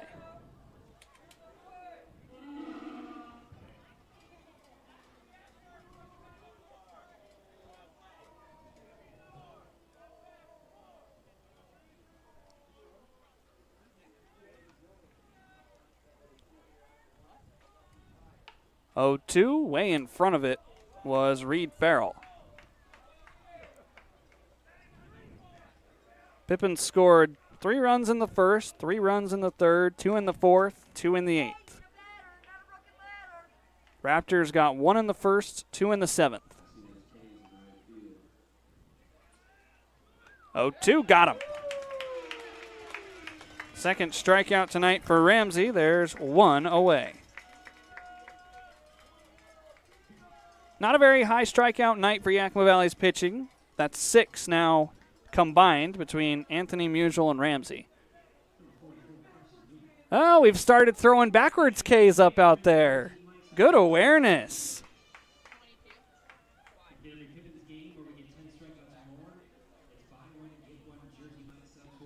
Top of the order for Ridgefield, Carson Luna. That breaking ball missed. 1-0.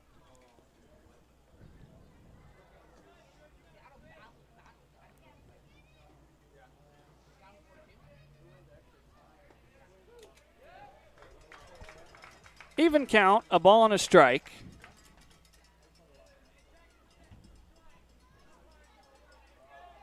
A combined 23 hits tonight. The 1-1 cranked down the left field line. This is hooking towards the pole. This is gone. 1 out solo job by Carson Luna. It's now 10-4 as that 104 mile an hour off the bat went 339 feet.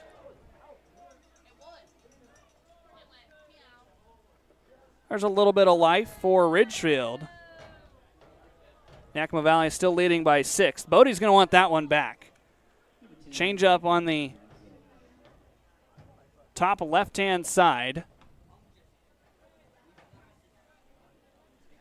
Unfortunately, he won't get the baseball back as it bounced into Pacific Avenue.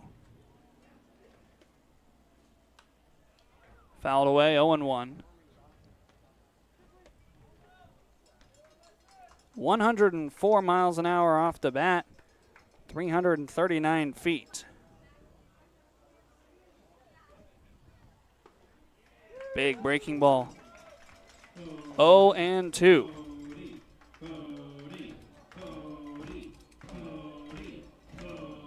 Ramsey looking for strikeout number 3.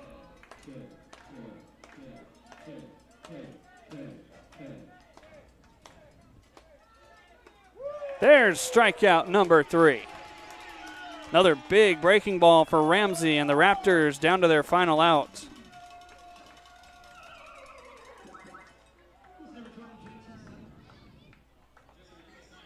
.30 pitches for Bodie Ramsey. Has starting experience. He's definitely good to try to finish this one as the crowd here at the Orchard rises before the 27th out.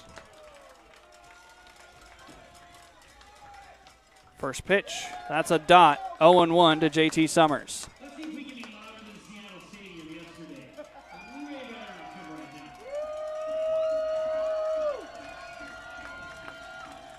now. 0-1, flown out to right. Malachi drifting back towards the short porch. He puts it away. The Pippins have won back-to-back days for the first time since mid-June. They pull within a game of 500, and they start the second half 3-1. Malachi Emery Henderson a big part in the victory as everybody exploded here at home for 10 runs on 12 hits. The win going to go to Eric Anthony. The loss going to be tagged to Shane Johnson. There is no save as this game was a 6-run contest. Bodie Ramsey only pitched 2 innings. We're going to go figure out who to talk to after the contest. We're going to sign off for now here at the Orchard. Until tomorrow, I'm Harmon Johnson signing off tonight, saying stay safe, have a wonderful, wonderful rest of your evening. Cool off tonight, and we'll see you here at the Orchard tomorrow for a 6:35 p.m. first pitch. Again, final score in this one, Yakima Valley 10, Ridgefield 4. You've been watching Pippins Baseball. We'll see y'all tomorrow.